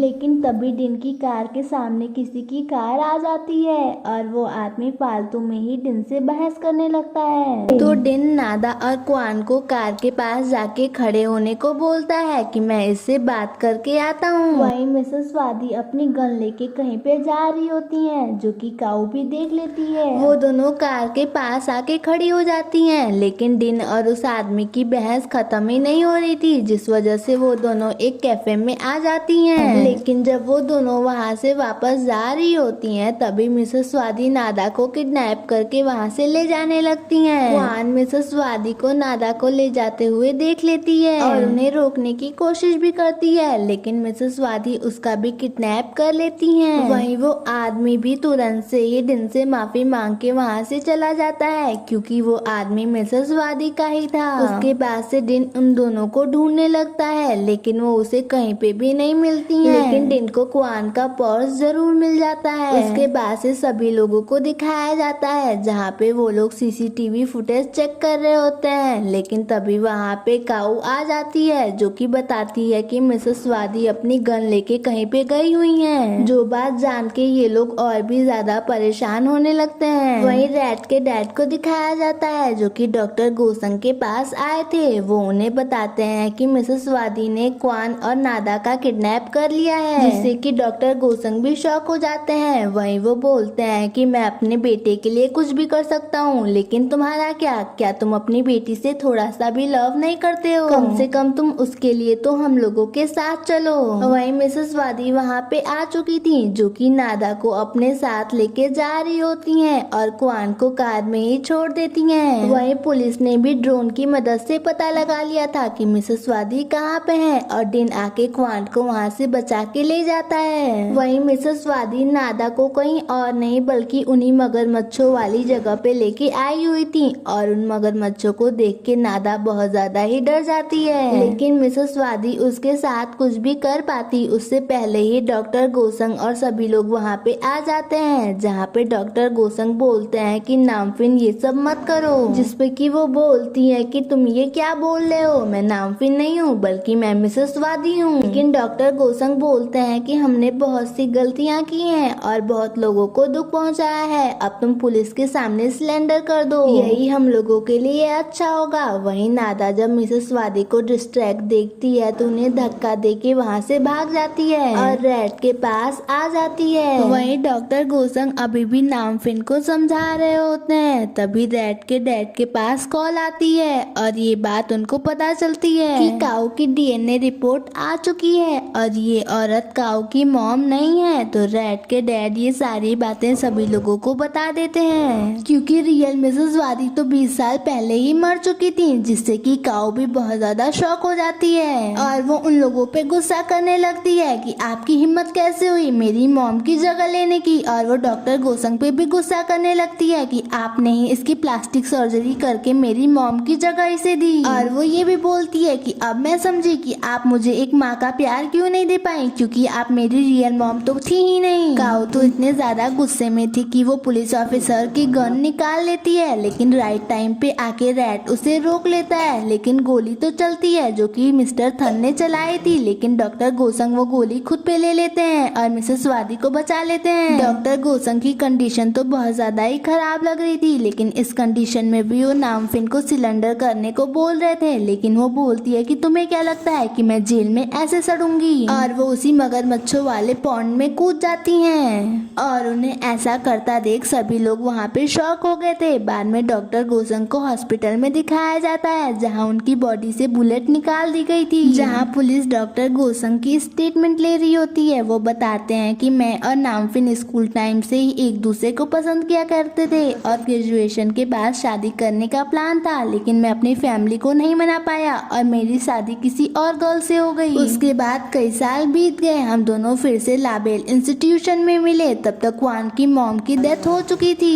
उसने मुझे बताया कि वो मेरी वजह से ही इस हॉस्पिटल में आई है और हम दोनों फिर से एक दूसरे के साथ रिलेशन में आ गए। और कुछ टाइम बाद ही मिसेस वादी के हस्बैंड की डेथ हो गई तो सारी रिस्पॉन्सिबिलिटी मिसेस वादी के ऊपर आ गई, लेकिन उन्हें ये सब मैनेज करने में बहुत डिफिकल्टी होने लगी तो मैं उनकी हेल्प कर दिया करता था। लेकिन नामफिन बहुत पॉजिटिव टाइप की थी, वो हम दोनों को एक साथ देखती तो हमेशा ही जेलस हो जाती। वो बहुत ज्यादा ही पॉजिटिव थी, इसी बात को लेके बार बार हम दोनों के बीच में झगड़ा हो जाया करता था। एक बार मिसेस वादी की तबीयत खराब हो गई तो मैं उन्हें संभाल रहा था, लेकिन उसने कुछ और ही समझ लिया और उस दिन वो बहुत ज्यादा ही गुस्से में थी, यहाँ तक कि उसने मिसेस वादी के ऊपर गन तान ली थी। मैं उसे रोकने की कोशिश कर रहा था, इसी चक्कर में मेरे हाथों से मिसेस वादी का मर्डर हो गया, जिसपे कि वो लोग समझाते हुए उन्हें बोलते हैं कि आपने ये सब जानबूझ के नहीं किया, ये एक एक्सीडेंट था। मिसेस वादी की डेथ के बाद हमने उनकी बॉडी को मगरमच्छों को खिला दिया क्योंकि नामफिन नहीं चाहती थी कि मैं जेल जाऊं। मिसेस वादी की डेथ के बाद लाबेल इंस्टीट्यूशन को किसी की जरूरत थी तो उसने कहा कि मैं उसकी सर्जरी करके उसे ही मिसेस वादी बना दूं,